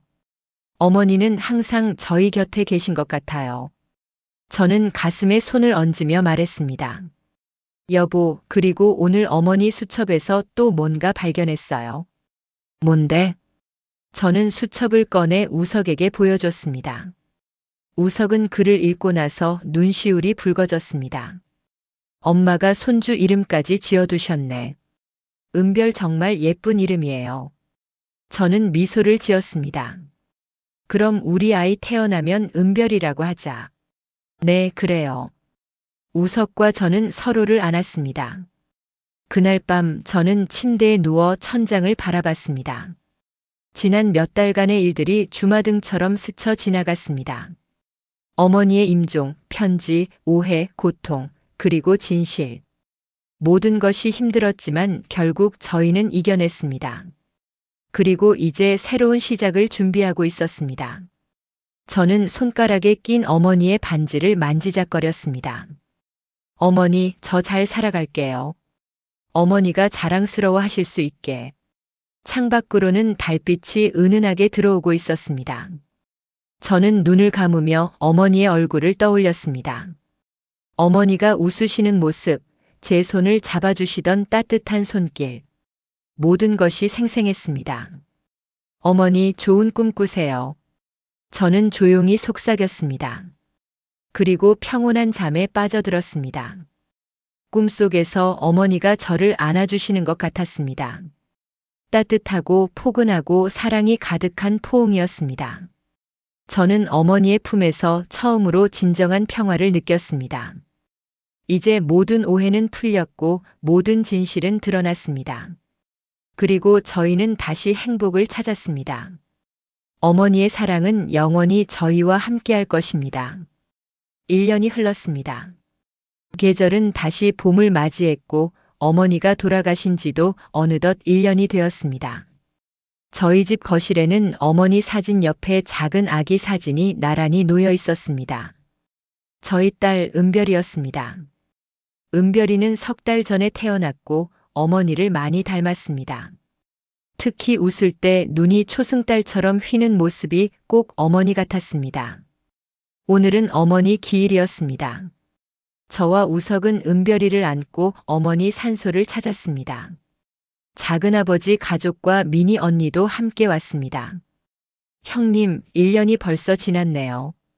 작은아버지가 묘비 앞에 무릎을 꿇으며 말했습니다.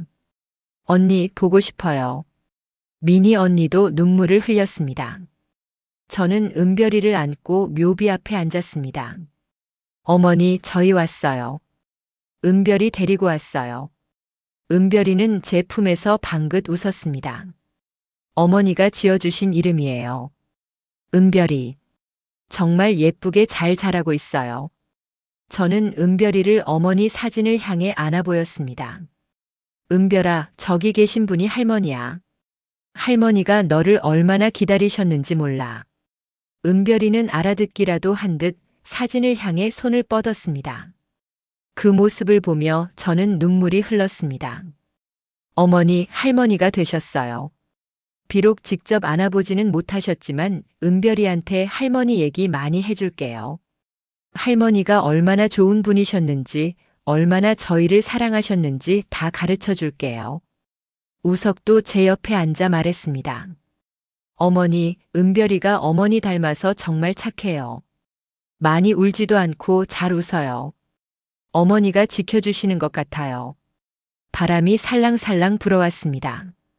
벚꽃 꽃잎들이 하늘하늘 날아와 묘비 위에 떨어졌습니다. 마치 어머니가 축복해 주시는 것 같았습니다. 작은아버지가 말했습니다. 형님, 서진이가 은별이를 정말 잘 키우고 있어요. 형님이 좋은 며느리를 두셨어요.